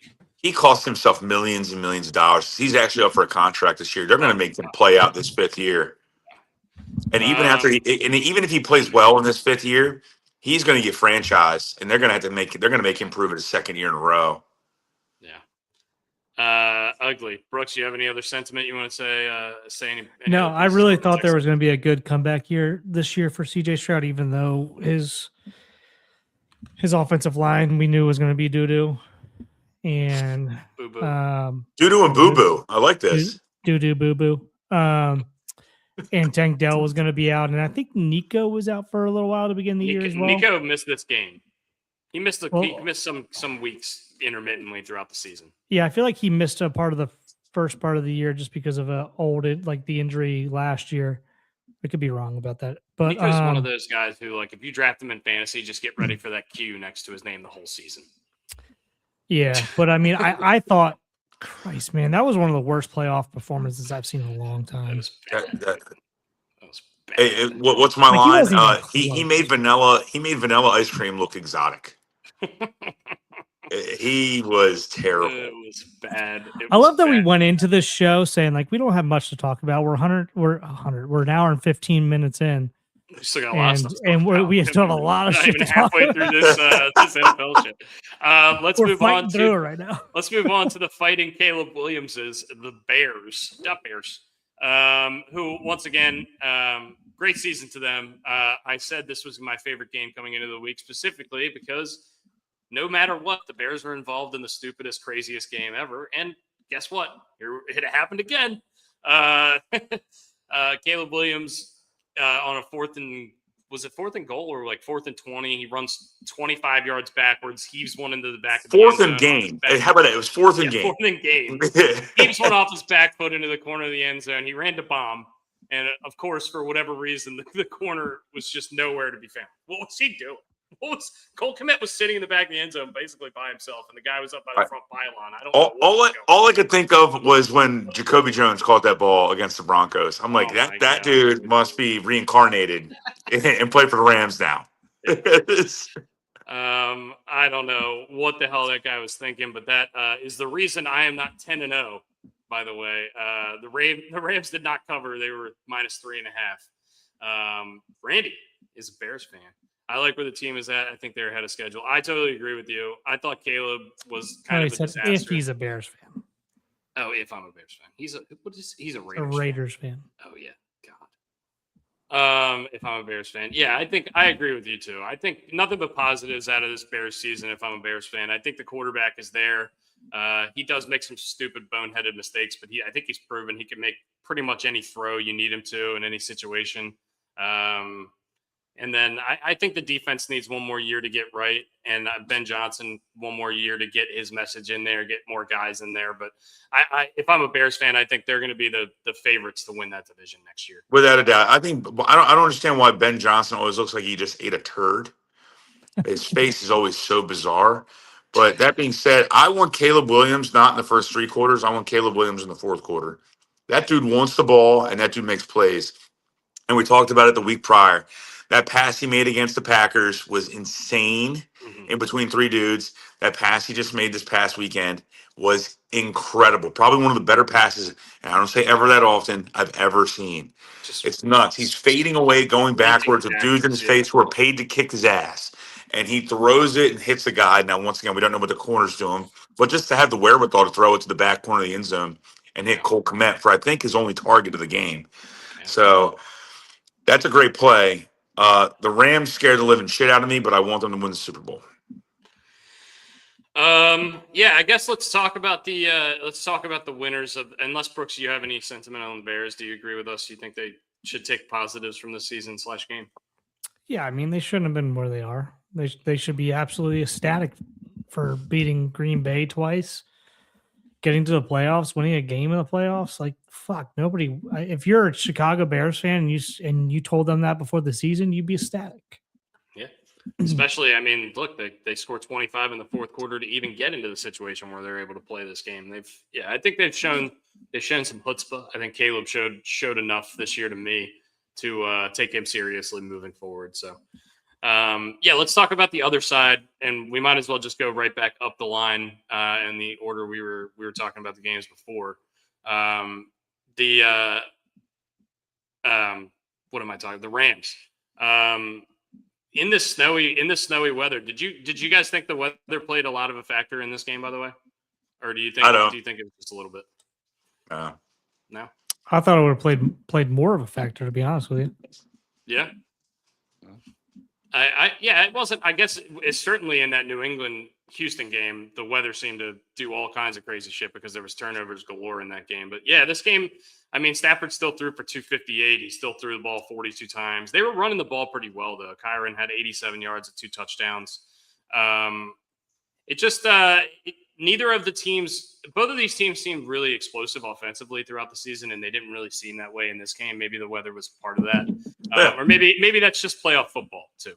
It slows down a little bit, and the game usually tends to be a little bit lower scoring in the playoffs in general. Do you have faith in this Rams team against Seattle? Do you have any faith in this Rams team against Seattle? I know it's the third time they played them. They beat them by 2 and they lost by 1. I have a ton of faith. I have a ton of faith in them. In fact, I actually would take them in. I don't want to give my picks away yet. Wow. But I have a lot of faith in them because I actually trust Jared Verse, and I'm blanking on the other edge rusher they have to get to Sam Darnold. And I'm going to take in this game. I'm going to take the best quarterback, and I'm going to take Matt Stafford. Yeah. Well, we're not making picks until Thursday. We're not. I think I just gave mine away, basically. But yeah, it's okay. You can change your mind by then anyway. Whatever you say, boo boo. Hey, boo-boo. Fun fact I read about McVay: no coach in NFL history other than Sean McVay had more than 5 wins before their 40th birthday. Sean McVay has 10, and he turns 40 on Saturday, the day before. What's high score mean? Did I break it? The NFC Championship game, yeah.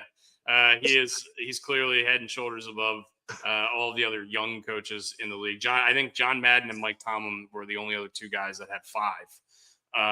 So that's pretty crazy company to be involved with. I mean, look, they're going to go as far as Stafford takes them. He has games where he doesn't look the best. But for the most part, he was really great this year.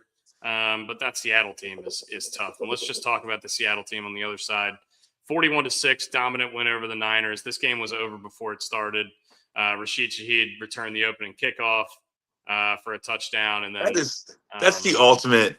You get you got the wife and the kid are over there. Like, leave dad alone for a minute. I got my snacks. I got my beer. I'm ready to go for the game, and the game's over. The game is over right away.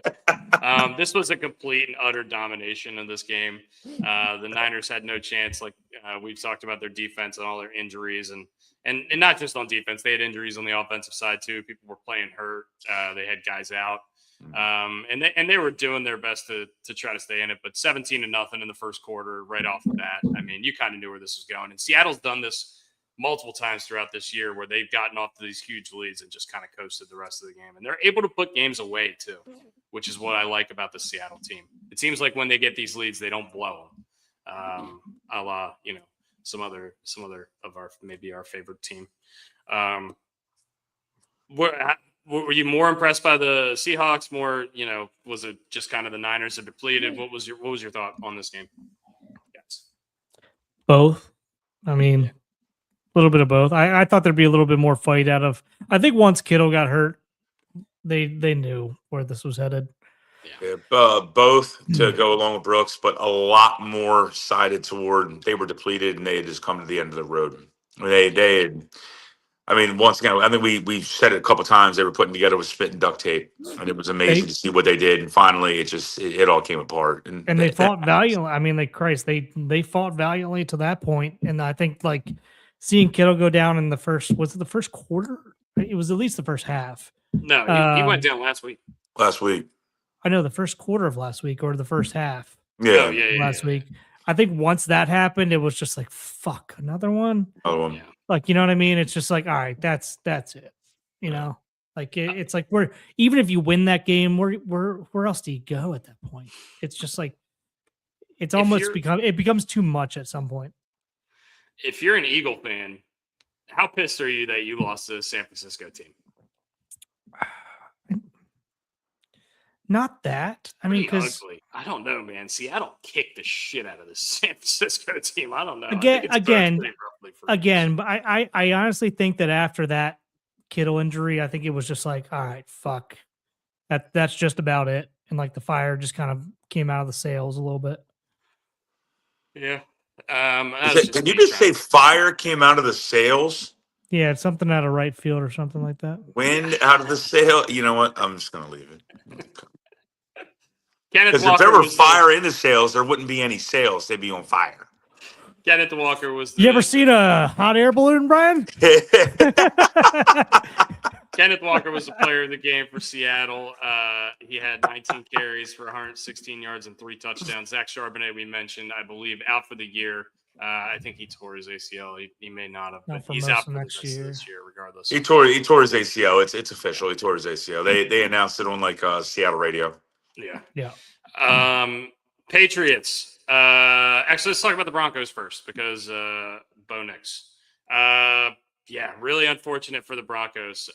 Biggest situation they've been in since Peyton Manning was there, and they've gotten the unfortunate news that another mediocre Auburn quarterback is going to be playing for them this year in Jarrett Stidham. Can't believe they're just hoarding all these terrible Auburn quarterbacks, but Bo Nix was good at Oregon. I couldn't believe it when I found out Jarrett Stidham was going to be starting the AFC Championship game. I still am trying to wrap my head around it. I know this isn't going to happen, but are they allowed to go pick somebody up right now if they wanted to? Yeah, I think so. Off the street, not a team, not a person that's on the roster. Yeah, that's what I mean. They could get Phil, maybe. They can go get. He's on roster. No, you're right. Go get Tom Brady. That might be a conflict of interest, given that he has a team in the same division.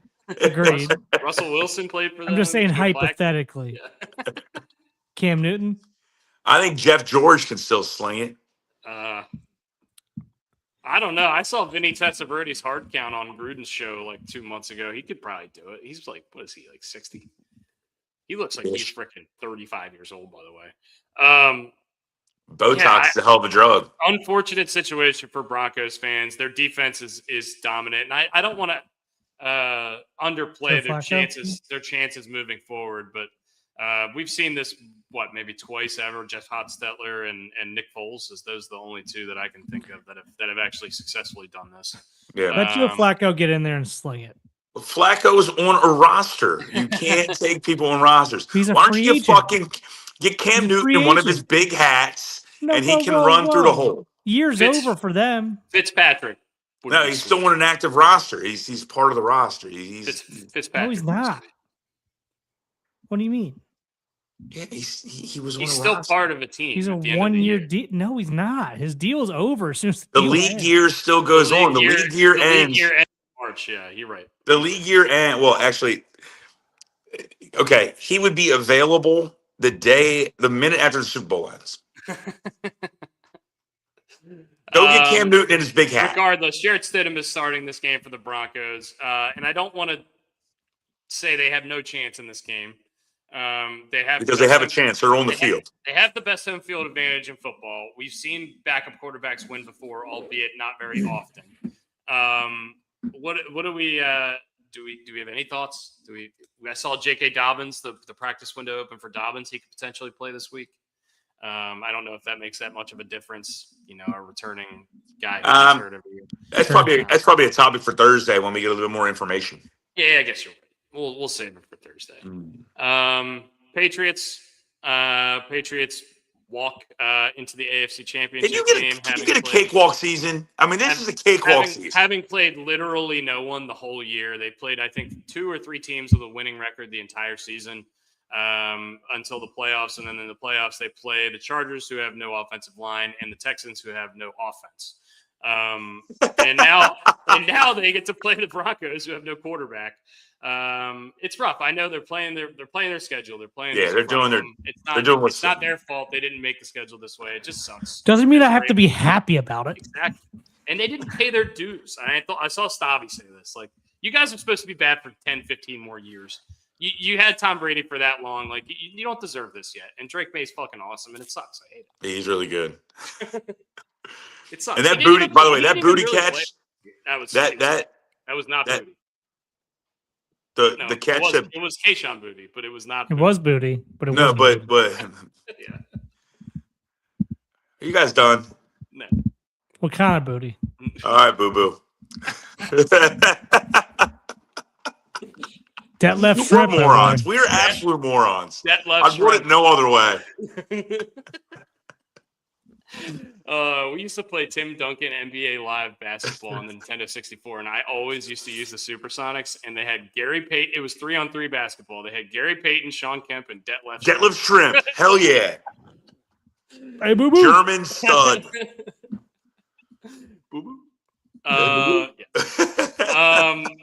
Cakewalk for the Patriots, but they played great this year, and Drake May seems to make that big play. Whenever they need that huge play, that huge 30, 40-yard throw, he just always seems to make the throw. And I know that it took a spectacular catch from Booty this week, but, I mean, it was an unbelievable throw. It was right on the money, and he does that a lot. Once again, I continue to think that this team is not all that talented, but they're well coached. And I think that matters more, and they have a great quarterback. And sometimes that's all you need, and, some luck. And they've gotten plenty of luck, that's for sure. Making a comparison, they remind me a lot of the Indiana team that we just talked about winning the college football playoff. They don't make mistakes, and they have a really good quarterback. Yeah. And do we think that Vrabel loses his Johnson this year? Brian doesn't know this, but because he doesn't really go on social media very much. Vrabel did an interview while he was still with the Titans on the Bustin' with the Boys podcast, and said that he would cut off, they asked him, would you cut off your wiener for another Super Bowl title? And he said, and he started thinking about it, and Taylor Lewan goes, you already have 3, man. He goes, yeah, 3 as a player, but as a coach, I've been married for 20 years. She'd probably help me cut it off, actually. So, yeah, I'd probably lose it. So do we think this is the year that he loses his Johnson? That's a boo-boo you ain't getting back, boo-boo. All right. Does he lose his piece this year? By the way, as of Sunday night, the Broncos were 13-1 to win the Super Bowl. That's to win 2 games. That's pretty crazy. I was thinking about betting it. Just for the off chance that they win this game somehow and they're in the Super Bowl, and then you can hedge out of it. But I don't think it's not that high anymore. What is it now? It's 11-1, so it's gone down a little bit. Is darts still going on? Can we bet on darts right now? Dude, darts was we were watching darts at Pig and Rooster last time I was in Baltimore. It's electric. Yeah. Their intros awesome. are crazy. It's incredible. It's like WWE. They're just bring it on. That little fucktard kid who looks like a human potato. They got Sandstorm. They're coming out the Sandstorm. Oh, man. You don't hear Sandstorm. You don't hear Sandstorm all that often anymore. You don't hear that all that often. All right, yeah, I think we've covered the games pretty pretty much at length. Any other thoughts?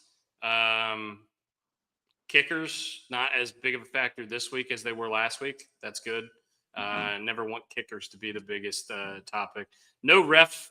There's some ref controversy in the Bills-Broncos game, but we've kind of debunked that already. I don't think there was any giant ref controversies, calls that we didn't love that led to. Yeah, there was a couple other ones in the Bills game as well, just for like pass interference calls, non-pass interference calls. But you know what? Fuck them. They deserve it at this point. Yeah. Good analysis. Trey White. I mean, Tre'Davious White. Tre'Davious White. Trey White. Tre'Davious White. Okay. Tre'Davious. You're right. Tre'Davious. Trey White. Whatever.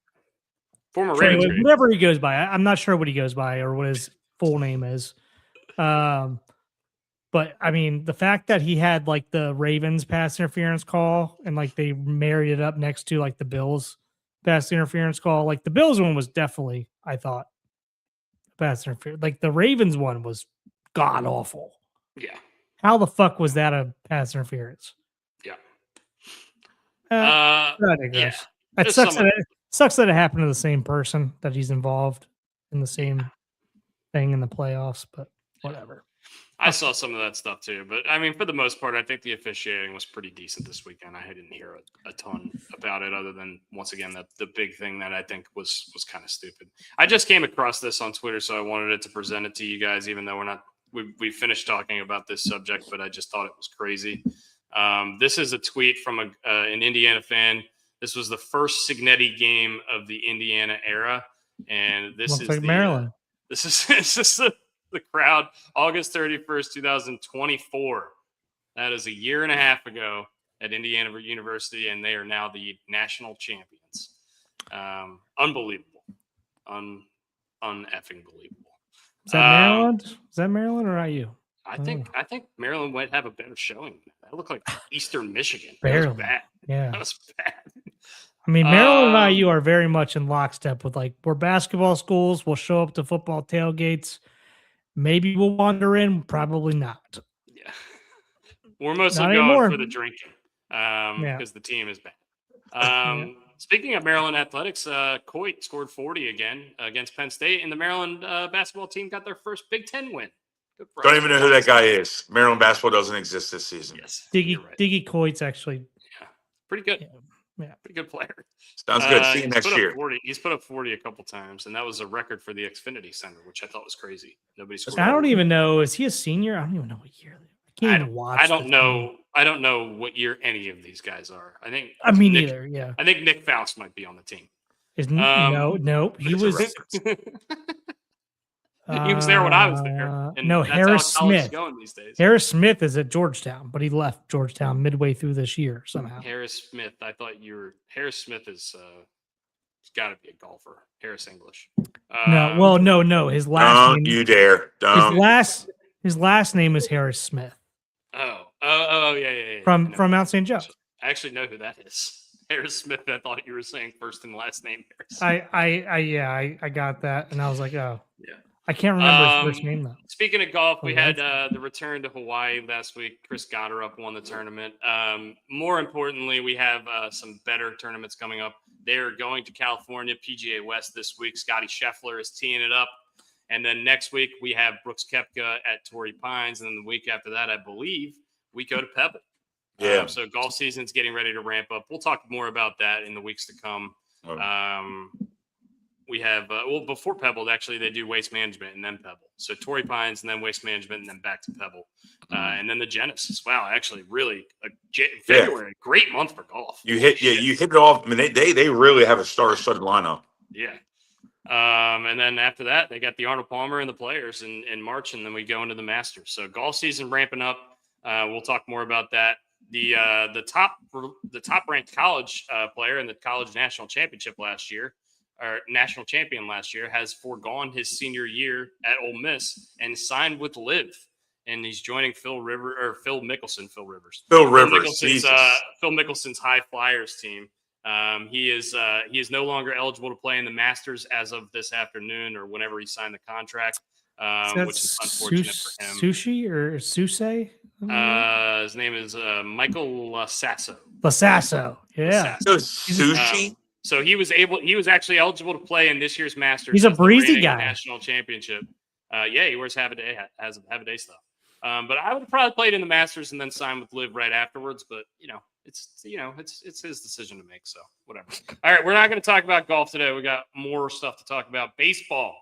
Kyle Tucker sucks at life, yes. and the Dodgers are ruining baseball. There you go. Okay, There's my take. Thank you for saying that, because that is what the internet thinks. And there you go. So Do you there's my take. Don't ask me any more questions. Think that? Do you actually think that?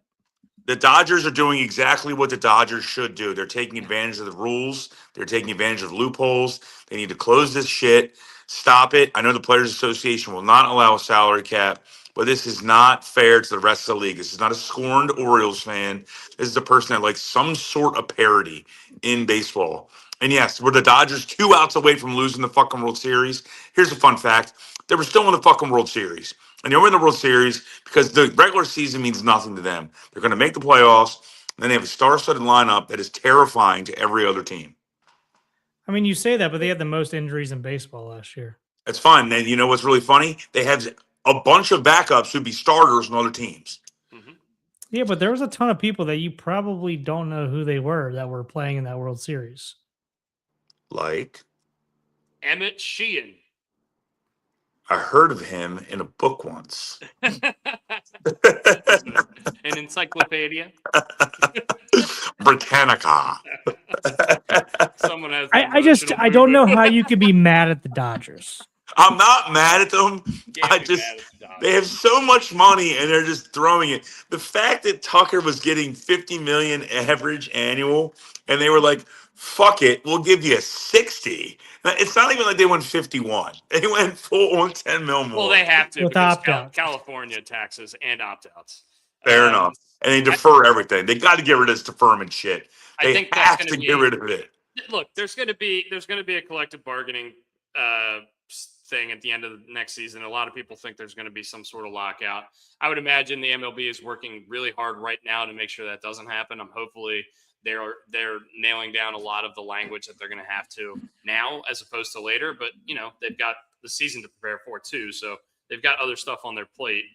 But I think this is going to be a big topic of controversy at the next lockout thing, or the next collective bargaining thing, I should say, which is December 1st, I believe, next year or this year, after next season. It's over $2 billion in deferrals after this contract. This contract actually isn't really that bad in terms of deferrals. I think it's only $30 million of it. The 240 total is deferred.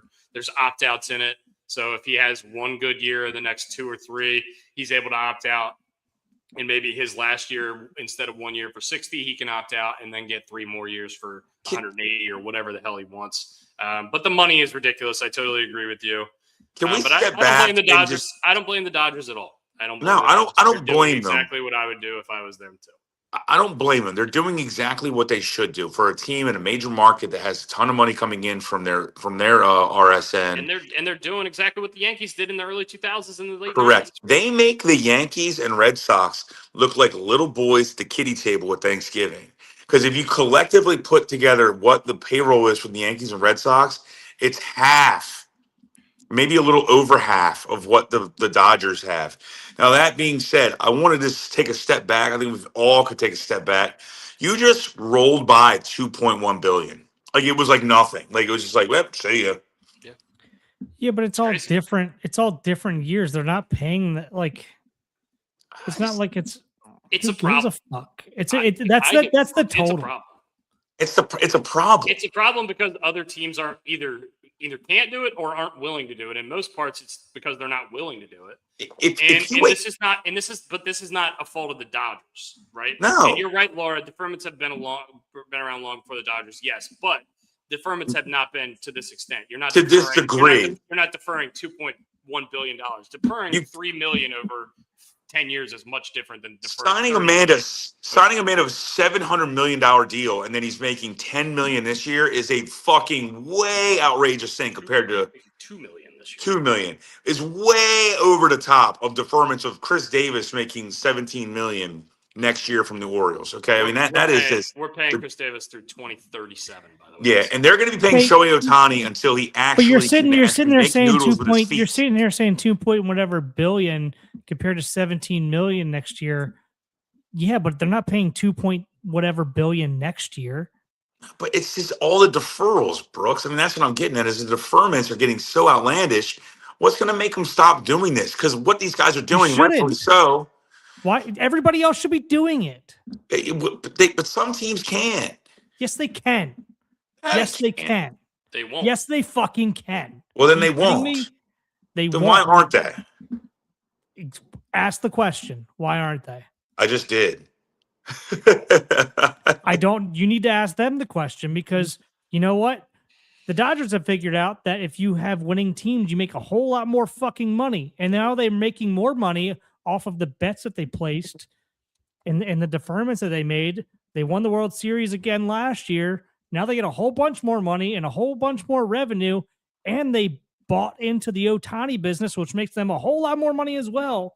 Yeah. And they deferred all that money. So they're making all that money every single year on top of it. They're just playing business way better than every other fucking team. I get I get now that I'm looking at their books, I get the business sense of it, but it's not good for the game. And the reason that the NFL is so successful, not only because it's only got 17 weeks, but you get to go in. If you're a Carolina Panthers fan, I'm going to use a random team. You go into week 1 with hope. Yeah. If you are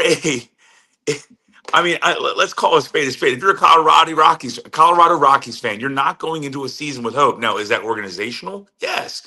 But also, is it because the rules allow other teams to do things that the Rockies do not have that kind of money. I totally agree with You're you. right. And also You're right. The Dodgers, Rockies do not. The Dodgers have this Spectrum TV deal, which is worth approximately $8.35 billion. That's through 2039. They're able to keep most of the revenue that is garnered through that regional sports network. Most teams are not able to do this. This is similar to think about Texas in football, in college football. Or they have their own network. They're able to make all of that money off of that network deal. So this is, think about that. They have a leg up on everyone in terms of that, but also they have a group, with some of the richest people on the planet. Yeah, but weren't we just saying? So do a lot of these teams. Weren't we just saying in spring training how all these local market deals lose money? They do, except for the Dodgers. How is that? Because and the Yankees. Yankees have Yes Network. The Yankees make a ton of money on Yes because they have so much international money coming in. People watching them internationally, Japanese, Chinese. And that's another thing the Dodgers have been really good at is cornering that market with the Japanese, Chinese players. Again, why do they deserve to get punished? Because they play business better than everybody else. That's me. I don't think the Dodgers should get punished. I just think that there needs to be some sort of rules in the MLB to make it, in terms of the top teams and the lower teams, a little bit more parity. We see a lot of parity in the NBA. We see a lot of parity in the NFL. We see teams that are bad every year be good sometimes. In the MLB, it's not like that. Pirates have no chance of being good. The Rockies have no chance of being good. They do. Though. They're not the lowest. They're not the lowest worth team in the league. I don't know. They just decide that they're going to stick around $100 million every year, and that's it. I know, and that's a problem. And I think the MLB needs to address it. And I think the MLB needs to address some of these owners who don't spend money. And the salary floor is the only thing I can think, but that comes with the salary cap, and the players don't want that. So that leads to why does it have to come with a salary cap? Baseball has a problem that they need to fix. It's a problem. All right, how about this? It's a problem. Why does every other major sport in America have a salary cap? But baseball is just like they get a fucking hall pass. Now, look, I understand they have probably the best union. So that this kind of thing doesn't happen is why every other league has a salary cap. Baseball has the best union maybe in America, and I'm not talking about just sports. The best union, period. I don't disagree with everything that you're saying here, and that I do think that there needs to be a salary cap, and I do think that there needs to be a salary floor. But I think there's a whole lot more indictment that needs to be put on some of these other teams rather than putting it all on the Dodgers. Well, the Dodgers are the easiest example, and I'm not. Once correct. Again, I said it. They're going to be the reason why this shit happens, and I'm sure all these other teams that are not playing this game right now, they're going to sit there and be like, you're the reason why this is happening right now because you're taking advantage of a good thing right now. Yeah, I mean, and I said it from the onset. The Dodgers are playing by the rules. I just think the rules stink. That's it. Yeah. So I have, as of 2025. Oh, no, this is not even of that. This is 2 years ago. Hold on. Just the net worth of some of these ownership groups that own teams. This is 2 years ago. So let me see if I can get a better And one. also, I don't think the money is sustainable for some of these players. I mean, when Juan Soto is getting 700 and change million, where do we go next? I mean, who's going to get $800 million? I mean, you're going to see, and it's going to hit us right in the fucking teeth when Gunnar Henderson asks for $700 million. And Rubenstein's going to be like, no, see ya, bye. And you're gonna be like, well, what the fuck? We should pony up the money. Why? We don't have the fucking infrastructure right now. We're too busy building up Harbor Place, which is an absolute hellhole. We're trying to build up Harbor Place so we can get an entertainment center there to actually build up revenue. But while we're doing that, we're gonna lose all the crop of young guys, and they're gonna go to other teams. We just become a farm system for the big boys. Yeah. So, I mean, to be honest with you, fucking Toronto paying everybody whatever they want makes a lot of sense because they are worth triple at Yeah. least every single team in the AL East. Hence why they wanted to get Ohtani, because they wanted to make him the spokesman for Rogers Communication because it's an Asian-based company. They're 19.4. Their ownership group, their entire entity is worth $19 billion. Whereas the Rays is worth 1.6. The Yankees are worth 1.6.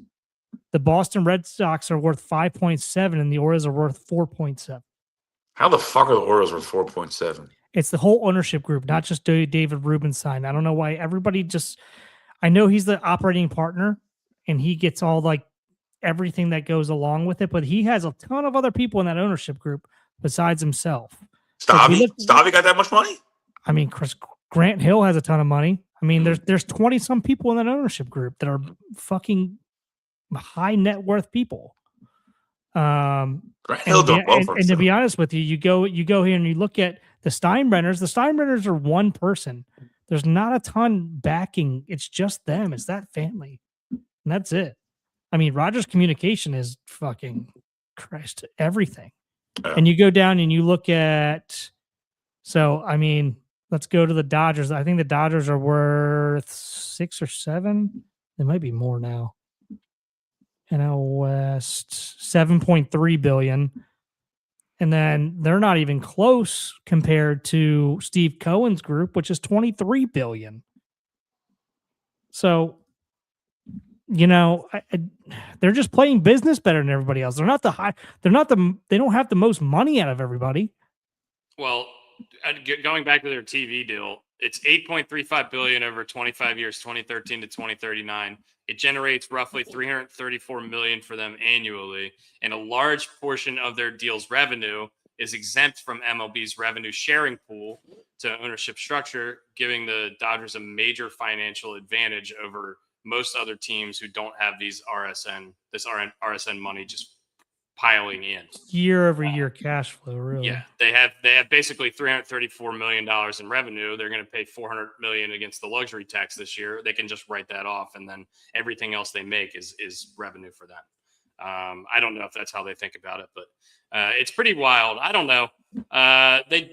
Once again, I don't fault the Dodgers for any of this. If I'm the Dodgers, I go out and make this Kyle Tucker move 100 times out of 100. I completely forgot they signed Edwin Diaz this offseason, which is another huge move they made, which is if the Orioles made it, it would be one of the biggest moves they've made in years or ever. It would be the biggest free agent pitching contract we've ever given, including starting pitchers, because the biggest pitching contract we've ever given out is, do you guys know? Charlie Morton. Nope. No. Total value, not at average annual value. Obaldo Jimenez. He's second, 4 years, $50 million. Number one was 4 years, $57 million, and it happened roughly 2016, 17. K-Rod? No. Wouldn't think of him as an Oriole. Wouldn't really think of him on any team. I don't know. Alex Cobb got a 4-year, $57 million deal from us the year Brooks wanted Lance Lynn. And we got Alex Cobb. Get the fuck out of here. He lasted about a year and a half on the Orioles and then got traded. Yeah. Boo-boo, I like you. That's the biggest pitching contract we have ever given out as a franchise to a free agent. Pretty crazy. Also, Jorge Mateo to the Braves. Did you guys see that? Yeah, it was nice. I like that. Yeah. Look, I think overall, I mean, we've argued different points here. I think the rules are broken. I think there's going to be a big stink about this maybe in December. So, but I think the Dodgers are probably going to win the World Series this year, and I think there's probably 20 or 24 fan bases in the league that probably don't really think that they can compete. Nope. So I think that's bad. I'm more angry if I'm a Toronto Blue Jays fan and we're not signing every fucking person in sight. Apparently, they're offering big contracts. Speaking of, and they have a party room. They have a fucking party room, for God's sakes. Mesa dropped that knowledge. Yeah. That was great. Also, we didn't talk about the implications of Kyle Tucker actually playing baseball for the Dodgers. Do you think that this makes them significantly better? No, not at all. I don't think Kyle Tucker's a good baseball player. That's a ridiculous thing to say. That's a ridiculous. I think he's a good baseball player. He's not worth what he's getting paid. No, I'll tell you that. I mean, everybody's worth what everybody. Saying he's not a good baseball player is like you're objectively wrong. He's a good baseball player. He is not worth the money he is getting paid. He is not a superstar. People think Kyle Tucker, they think he might be a hedge fund guy. They don't think baseball player. He doesn't really wow you at all whatsoever. Mookie Betts wows you. Like, not because of the name, but he is a stud in every aspect of the game. Fielding, hitting, running, everything. Just his pizzazz, his panache, whatever word you want to fucking use with it. Kyle Tucker is so bland, and he is hurt. He is hot, cold. He's Mark Reynolds, but younger. I agree with you some want to of your. Kill me, I know. I agree with some of your take, but I just think you're so wrong on some of it. But here's my stance, and you guys might think I know Brian's probably on my side after hearing that, but Dusty, you might not be. Give me Bo Bichette over Kyle Tucker. Fuck yeah! You've been saying yes. You've been saying this a lot. I 100% disagree with this too. I think Bo Bichette's a bad shortstop. Doesn't play good defense at all. He's a good hitter. He hits well. Not going to play shortstop. He's playing third base. I know. So we'll figure out how he does there. But he was bad. He was a bad defensive shortstop. So who says? I mean, who knows if he's going to be a good third baseman? Kyle Tucker's just a better hitter than him. He's a better player. I don't know. Yes, he is. No, yes, he's he not. Is. Okay. I mean, you value different things. A guy. I feel a bet. His three full healthy seasons with Houston, 21 to 23, hits 30 home runs each year, has 100 RBIs each year, hits around 275 each year. I mean, you're just not getting that out of Bo Bichette. He's going to hit 3. He's going to lead the league in. You're not going to get that out of Kyle Tucker either. I feel a bet. Okay. All right. What's the bet? All right. Who has a better WAR? Who has a better WAR? Well, let's. I don't like this. I don't like. You don't like if you're a Bo Bichette fan. Don't do the WAR thing. You can do better batting average because WAR Kyle Tucker's going to win because he's a better fucking baseball player. 30 home runs and 100 dongs is better than hitting 310 with 15 home runs and bad defense and fucking I don't know what. Like I just disagree with you. I love this. I love Boo Boo and Poo Poo are going at each other. I love it. Either way, whatever. We're splitting hairs. They don't play for the same team. All right, so we got to get $18 million off a year. We got to get the brass tacks. All right, so I said we put it up to a vote for the bet punishment that I got to do since I lost and took Miami straight up. You guys think of something. Let's put it out to like Laura and Joe and all the regulars who watch, who comment all the time. Randy, put out a couple options. We have to agree on it to make sure that it's feasible. Like I'm not shaving eyebrows or getting tattoos or anything like that. So let's put it out there, and then on Thursday we can decide on the bet punishment. Okay, sounds good. We'll do that. If you guys, the bet, by the way, if you guys aren't aware, was that Brian said Miami was going to win the game against Indiana last night outright. and they did not. So he is going to have to do some sort of punishment. We've already done pie in the face. We've already done a couple of things like that. So if you guys have any other good ideas, put it in the comments. Comment on our Instagram or in the comments here, whatever you want to do. Yeah, I'm not shaving hair. Like if I have to like do the podcast like shirtless, but see, like wearing a dress and stuff, I don't mind doing. So that's not even really a punishment. So pick something that's a little bit off kilter, but I want to be able to do it live. So part of the bet thing is I want to be able to do it live on the podcast. Mm-hmm. So kind of keep that in mind when you're giving ideas. Okay. Maybe we'll just make you roll like $100 worth of quarters or something like that. That would suck. Totally fine. Yeah, that would be way too. That's way too many quarters. That would take. It's a lot of quarters. Yeah. And then, so that's something that's something to put out there for you guys over the course of the next 48 hours. And then we got our draft today, boys. Yeah, let's do our draft. I saw somebody on. Well, let's cue up the music, but I have something to say.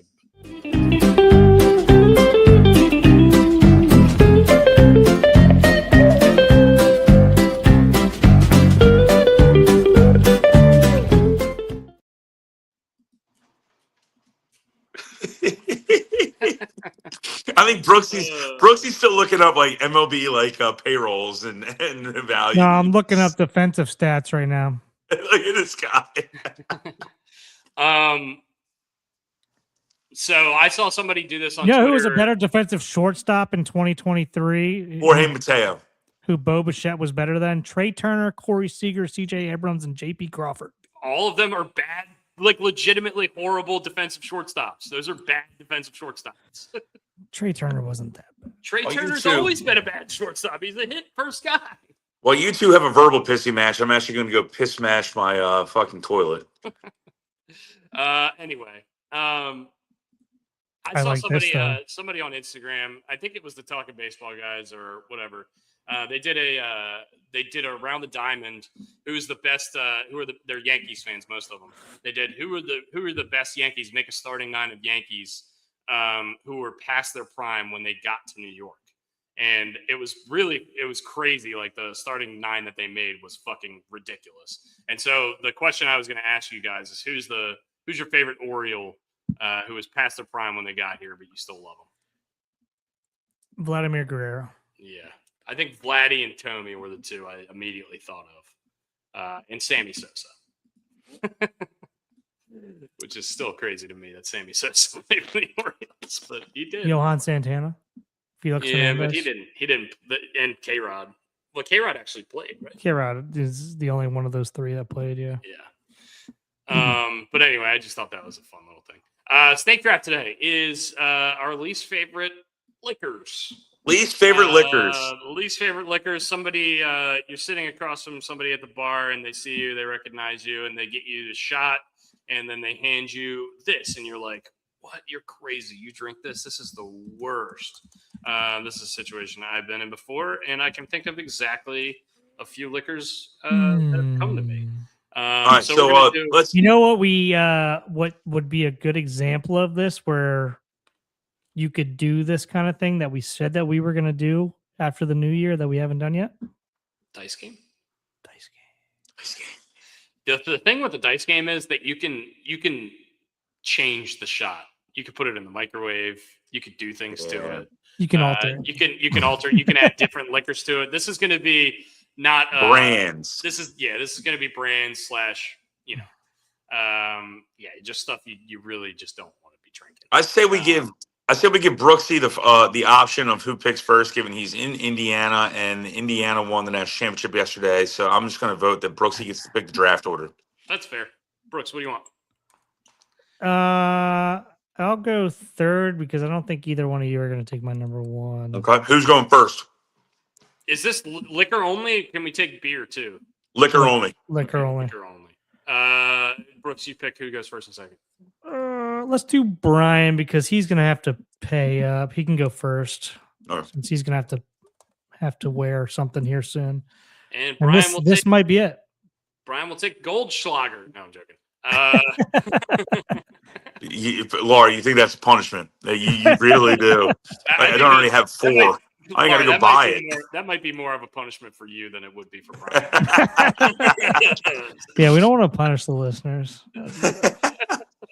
I'll do it live at the dive just by myself. Yeah. Standing Yeah, up. you'll be diving. You'll be dressed up like Greg Louganis about to go into the pool. All right, here we go. All right, Brian, least favorite liquors. I want to qualify this for myself and Dusty. Like, this has nothing to do with the liquor reps that we are friends with, so please take no offense. This is just a shit. You don't want to do this shot ever. Yeah, exactly. All right, my number one, without a doubt, it will make me vomit if I see it, is Southern Comfort. Yeah, SoCo was going to be my number 2. Really? Yeah, it's just the worst. God, I hate it. Southern Comfort. Yeah. All right, number 1 for me is easy. It's going to be Jägermeister. It's the worst thing that's ever been created. Ever. It's disgusting. I trust the people who order it at my bar a lot less immediately. Yeah. Anyway. All right. Jägermeister. God, disgusting. Number 1 for me is going to be, and I don't know brands of this. And I don't think that you guys are ever going to, I don't think you guys know brands of this either. You might. You guys are bartenders, so you might. Give me Grappa. Yeah. Oh, Grappa was in my it's on my list. there. That's a digestive after dinner drink in Little Italy that you would get a lot. Yeah. Yuck. Man, that's gross. And after that, Tastes like freaking butane. Your face already just has another liquor written all over. I don't even know what it is. I have a perfect number 2. I'm about to throw up. What it sounds like.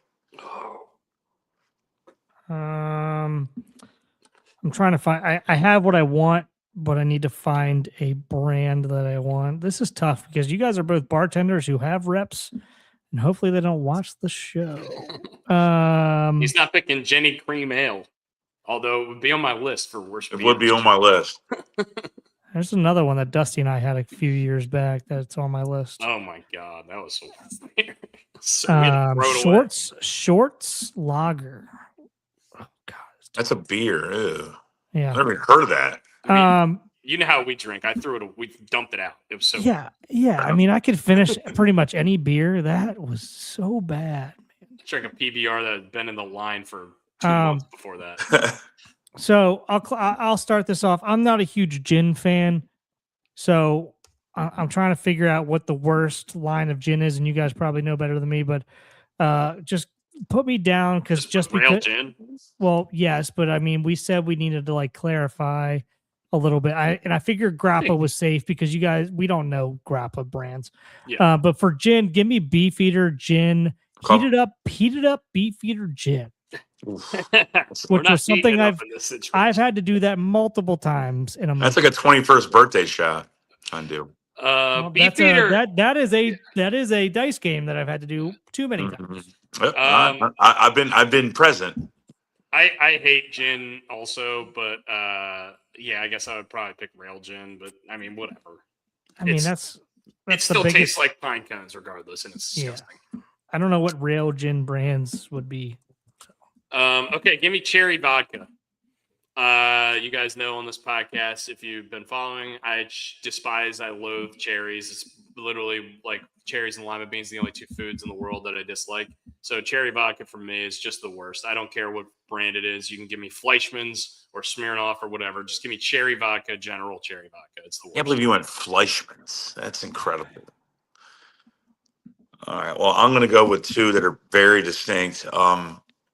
I do enjoy Irish whiskey, but I despise Powers.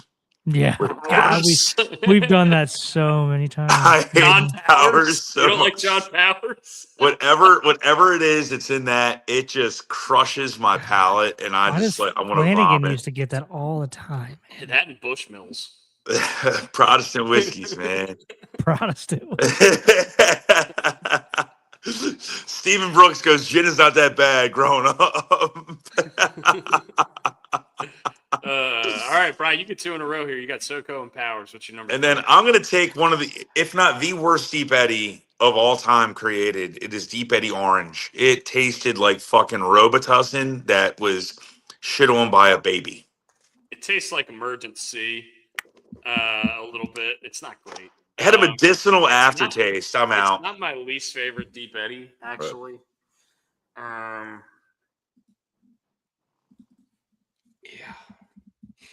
All right. I got to pick something here. I like how nervous you are right now. I don't really know what to go with here. There's a lot of stuff that I really dislike. I'm trying to think of like the cooler at at Turtle. Like I'm trying to go inside. Of the cooler. You're going inside. I'm trying to see what's going on in there. Yeah.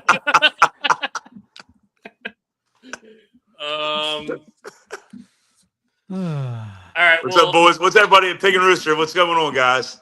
Steve, Nate, Del, Delaware Sarge. Delaware Dave or Delaware Darren? Delaware Dave. I don't know if Darren's here today. I got to look outside in a minute. All right. I mean, I'll just go ahead. I'm just gonna pick. I'm just gonna pick Crown Apple. I think it's fucking disgusting. I think anybody who drinks the mom's I know gonna people be pissed like at it. you. I know people are gonna Dude. care. Honestly, this is a personal list to me. I think Crown Apple is fucking rancid. I think it's disgusting. It is so sweet. It tastes sweeter than a Jolly Rancher. I hate it. You just got disinvited from to Easter, man. Your mom and dad are gonna kick your ass. Crown Apple, not Crown. Regular Crown is great. Crown Apple. Mom likes Crown Apple. I know. What are you talking about? A lot of people do. I think it's disgusting. All right. Well, this is going to be a hot take. Well, not really even a hot take, but like this is going to piss some people off. Jepson's Malort. I'm not a huge Malort fan. Malort, you took, damn it. That was my next one. I know that's a Chicago thing, and I know there's some Chicago people around me, and I know there's a couple people in Baltimore that like Malort as well. Just not for me. And this one is going to be, I love whiskey. I love bourbon. Sometimes it doesn't always love me, but one of the earliest memories I have of I know where you're going.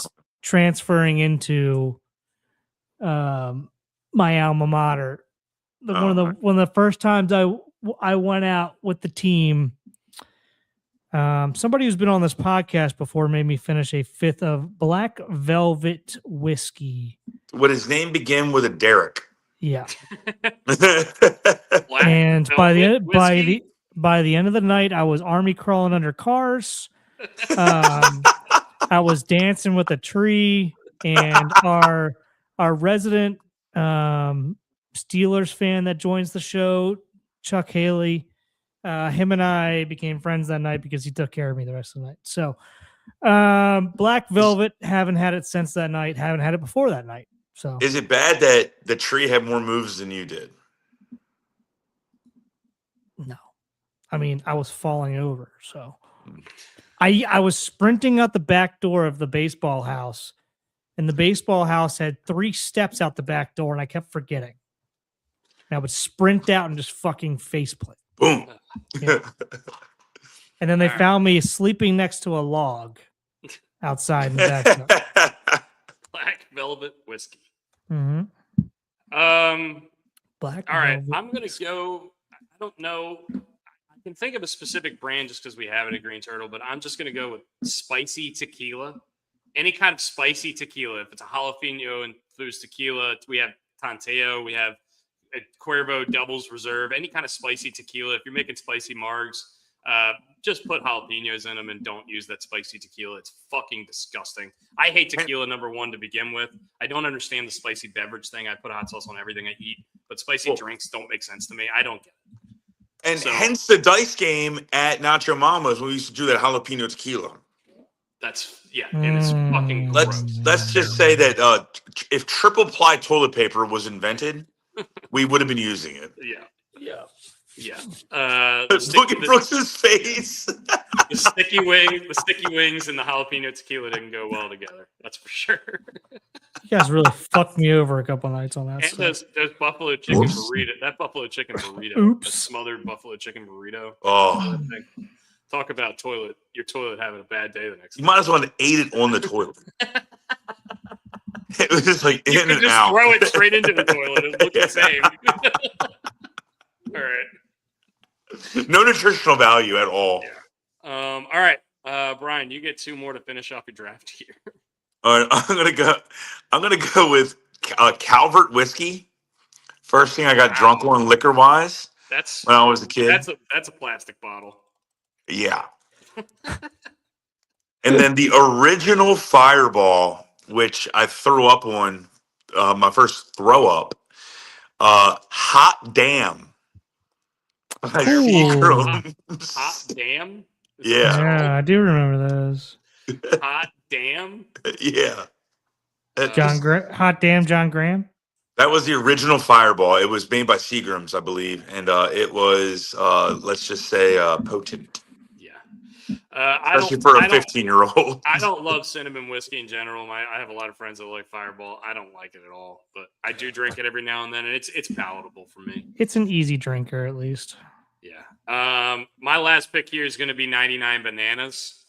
Ooh, good call. Really, just disgusting shit. There's a couple that I left off the list here, but 99 Bananas was bad stuff. Take us home, Brooks. Do I get one more? Yeah. Give me Pinnacle whipped vodka. Ooh, nice call. That brings me back to Yeah. high school / freshman year of college, probably. Because you're thinking about doing it by itself. Now it's good mixed with other things, but yeah, by itself, awful. This Pinnacle in general is a little rough. I was between that and my first honorable mention would probably be Hypnotic. Oh, forgot Hypno. Never had that. It wasn't the worst tasting thing in the world, but it was terrible hangover. I know that I'm going to get crucified probably by Brian and anybody at Pig and Rooster for this, but Fernet. I hate it. It was on my list. It literally is on my list, and I actually had one last night. It's bad. I drank a lot of it. It's not good. Chartreuse is on my list. Never had that. Don't. Chambord. Chambord, I love. Do you actually? I enjoy it. I enjoy it a lot. Do you actually? Yeah, do you actually? I also hate Smirnoff Sour. Oh yeah, we do a lot of sour bombs at Cork Bar. I drank myself out of it. I don't think it's a bad liquor. I drank myself out of it, so for me, it's bad. Jack Daniels. Stephen Brooks just texted me. He's over at Pig right now. He goes, "All of Pig is offended right now for net." I knew that was a big Pig. Yeah. I knew Pig was going to be pissed at that. I knew they were going to be mad about it. Your tag's going to be so big at Pig next time you come in town, Dustin. You got the crowd in an uproar. I got to piss again. Hold on. For my cherry vodka, if we have to pick a brand, I'm just going to go Burnett's. We could pick, New Amsterdam or something like that. Beefeater, he picked. I think everyone picked brands pretty well. So that's good. Spicy tequila, I guess I'll just go with Cuervo Devil's Reserve or something like that. Yeah, or Tantillo or whatever. Yeah. Just stuff. Yeah. Some other stuff that I don't love. Drambuie. Don't love Drambuie. That Drambuie stinks. I don't really. Most I of the like white stuff I don't drink, like Tia Maria and any kind of like amarettos. I don't love amaretto by itself, but I love Dr. Peppers. So yeah, fair enough. Are you a Buca guy? I love Buca. I like white Buca. I don't like black Buca. I know that doesn't make any sense because they taste the same. I just don't. I never like black Buca. I like white Buca more because I've had it more. Maybe. Just most of the places I've worked have had white Buca and not black Buca, with the exception of one. But I used to like Buca a lot more when I lived in Baltimore when I bartended at Abbey Burger. Because I would drink it like every now and then, and it was kind of like a treat. When I moved to Ocean City, and I worked at Tap House, we were friends with a lot of people who worked at Mackey's, and if you know anything about Mackey's back in the day, if you knew the bartenders, like specifically my buddy Vince, who works at Kirby's now, if you walk into Mackey's, if I walked into Mackey's back in the day, you put the bottle of Sambuca on the bar, and however many people I walked in with, that's how many shot glasses he would put on top, and he would just give us the bottle of Sambuca. So I drank so much Buca my first 2 years down here that I really had to get out of it for a little while, and now I'm starting to appreciate it again. But you get through phases with liquor. You drink too much of it. Like you said with Smirnoff Sour, you drink too much and then you just like. Oh, there was a point in time for about a decade I hated American Honey because I drank myself out of it right when it came out. We just pound. Myself, Deli, Meg Burns, back in Out Your Mama's days, and we would pound it. And then I was like, I fucking hate it. But then Deli and I had American Honey a week ago on this past Wednesday, and I loved it. I was like, damn, this tastes pretty damn good. What about some old school stuff like Irish Mist or Yukon Jack? You like that stuff? Oh, Yukon Jack, I love because you can make the breakfast shot with it, man. Yeah. A little orange juice, a little bacon strip. Canadian Mist was a go-to for a while for me. Oh yeah, Canadian Mist is something. I remember I mixed Canadian Mist with orange juice with Drew, with our other degenerate that joins this, Drew Burton, and it was rough. What's the most vile cocktail you've ever had to make, like not ironically, Brian? Hey, Prairie Fires always are up there because you got to put mayo on top of that bad boy. Yeah, I mean, like that's so people order that non-ironically, not as like a joke for their friend. I'm saying, like, there's Incredible Hawks. When you had to make an Incredible Hawk, which that's hypnotic. Yeah. Also Tokyo Tea Shots, which is basically a Long Island tea with Midori. Yeah, that's disgusting. Yeah. You ever made a Baltimore Zoo?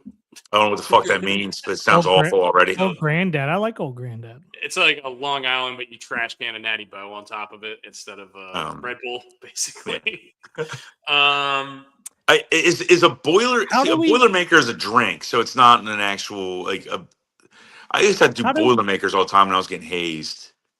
How do we do dice game for like the payment part of it? It was 7, 14, and 21. 7 paid, 14 picked, and 21 did, right? Yeah.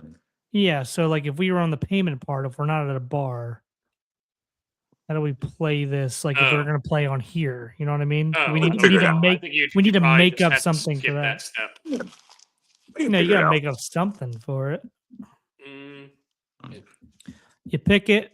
Old Granddad, Zima. Zima's not a liquor. Zima's not a liquor, but hey, if you bring your own Jolly Ranchers, you bring your own Jolly Ranchers. Come on, Zima can taste really. Is Zima a malt liquor? Technically, I don't know. It's like whatever Smirnoff Ice is. It's the same thing. I think that's. And Old Granddad's good. OGD, hell yeah. Old Granddad's not bad. It's especially there's some really nice Old Granddad. There was some really bad. I mean, like you could pick some of the terrible rails from when I started bar to like Inverhouse Scotch would have been real bad. Scotch. Moctezuma Tequila. See you later. I'm out. Moctezuma Tequila.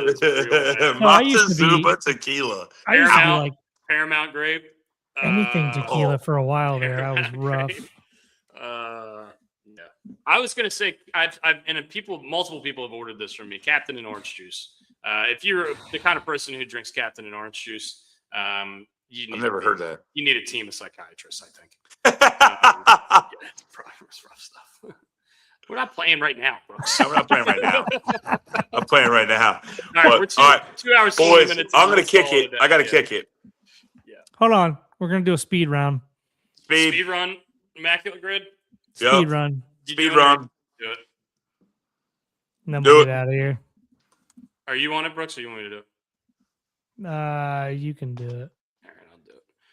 All right, I'm going to present the Immaculate Grid screen. I have not looked at it. I just pulled it up. And as soon as it goes up, we're going to start a timer on my phone. Start a clock. And we're going to try to get as low a score as we can, as fast as we can. But mostly, we're just going to try to go as fast as we can. All right, are we ready? Let's go. Set. Go. Oh. Sorry, it's not even on here. Brana. Cubs, Indians. I can't even think of anybody off the tap. Indians, Cardinals. I got no one. Alomar here. Alomar. Indians, Cardinals. The center fielder. I mean, never mind. No, never mind. This sucks. I hate all of this. Aramis Ramirez. Aramis Ramirez is good.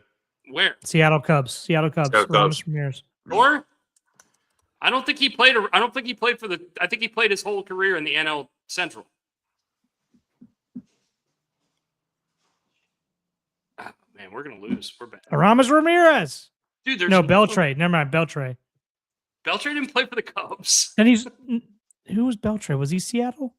He played for Seattle. He didn't play for the Cubs. I'm mixing up Aramis Ramirez and Beltre right now. All right. Well, we've already lost, guys. We've already lost. So what? We still got to figure this out. Career hits for the. Let's go. Ichiro. Yeah, whatever. Ichiro, Martinez, either way. First round pick. I don't know first round picks. Does anybody know first round picks back in the day? Griffey has to have 2,000 hits, I would imagine. First round pick for the. Let's go Pujols. Do you think he was a first round pick? No, he was not. He was a 7th round pick. Okay, how do we know that? Matt Holliday, Larry Walker, was he a first round pick? No idea. Not there, not with them. Doesn't matter. He has to just be a first. Never mind. He just has to be a first round pick with the Cardinals. You're right. First round pick, man. I don't know. I don't either. We suck. Jordan Walker. He's their top. He's a top prospect for them. Chris Bryant, is he a first round pick? Yes. House Schwarber, Chris Bryant. Good call. Bad spelling. Good call though. Chris Bryant. We did the last one so much better. St. Louis, Harrison Bader, I believe. Yeah. Oh, JD Drew. JD Drew for the St. Louis. Yeah. For the St. Louis. All right. St. Louis, Seattle, Randy Arozarena. Got it. Good. Cleveland, St. Louis, Andrew Miller. Mm-hmm. Wait, he played for Cleveland, right? Mm-hmm. See. Yeah. Yep. Cleveland and the Cubs. God. Is that Zambrano? Was that a catcher? Carlos Zambrano was a pitcher. Carlos Zambrano was a pitcher. Jose Quintana? Quintana? Yeah, I don't know if he pitched for Cleveland. He pitched for the Cubs, the White Sox, the Pirates. Moyer for Seattle and Cubs. Oh, yeah. Cubs, Cleveland is gross. You gotta be kidding me. And they're in the same, god damn it, they're in the same fucking time zone, basically. Oh, you gotta know this. Why are we not? Sammy Sosa? Or did he play for the Twins? No. Was it Sammy Sosa? He played for the Chicago White Sox. Played for the White Sox. Oh, shit. We're better than this. We're so much better than this. Well, last time we finished in 50 seconds, we're at 3:20. I don't have anybody. Cubs, Indians. I have no one right now on my head. Not Maddox. Not Alomar. Alomar we already used. Dempster? No. I think you might be right there. I think you're right there. I don't know for sure.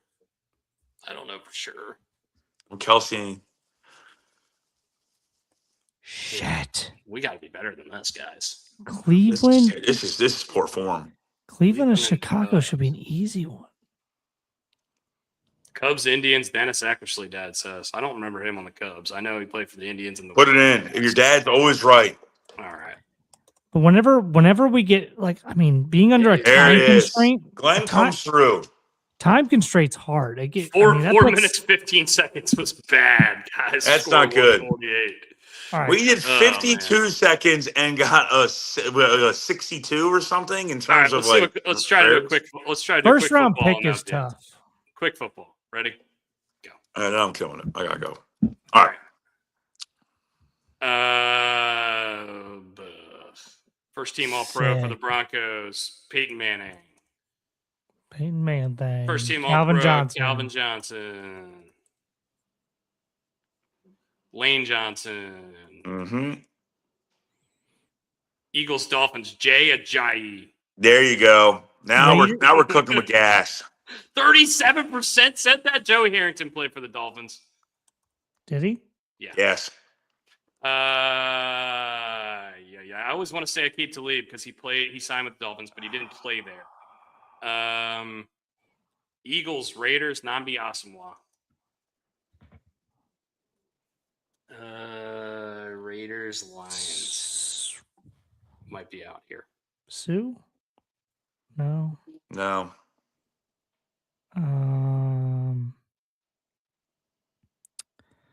That might be it. Oh. Denver and Miami feels gettable. Who's that? Who are you? Who's the first round pick that Bradley Chubb?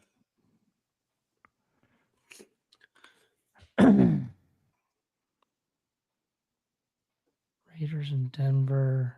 Is that Lynch? No, that was Tampa. Mm-mm. It's Javon Say, Walker. Keenan Javon Allen. Walker and Donald Driver kind of. Javon Walker, no.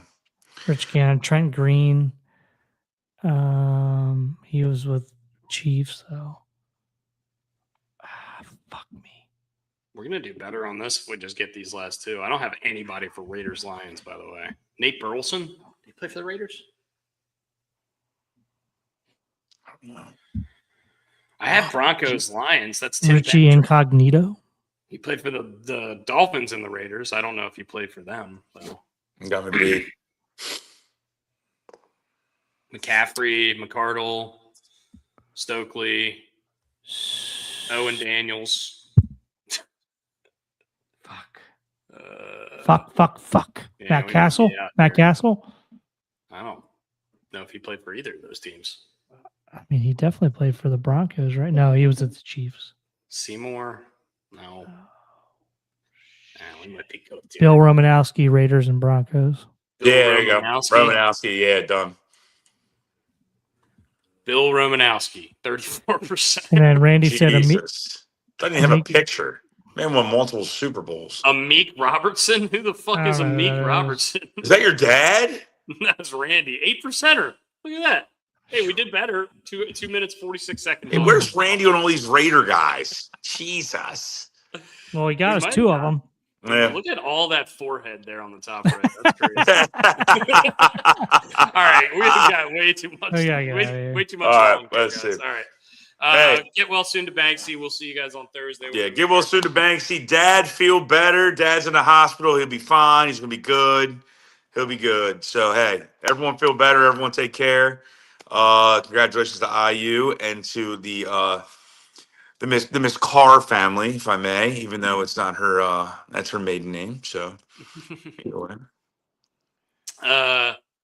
thank you guys for listening, liking, commenting, subscribing, and we will see you guys again on Thursday. Pig and Rooster.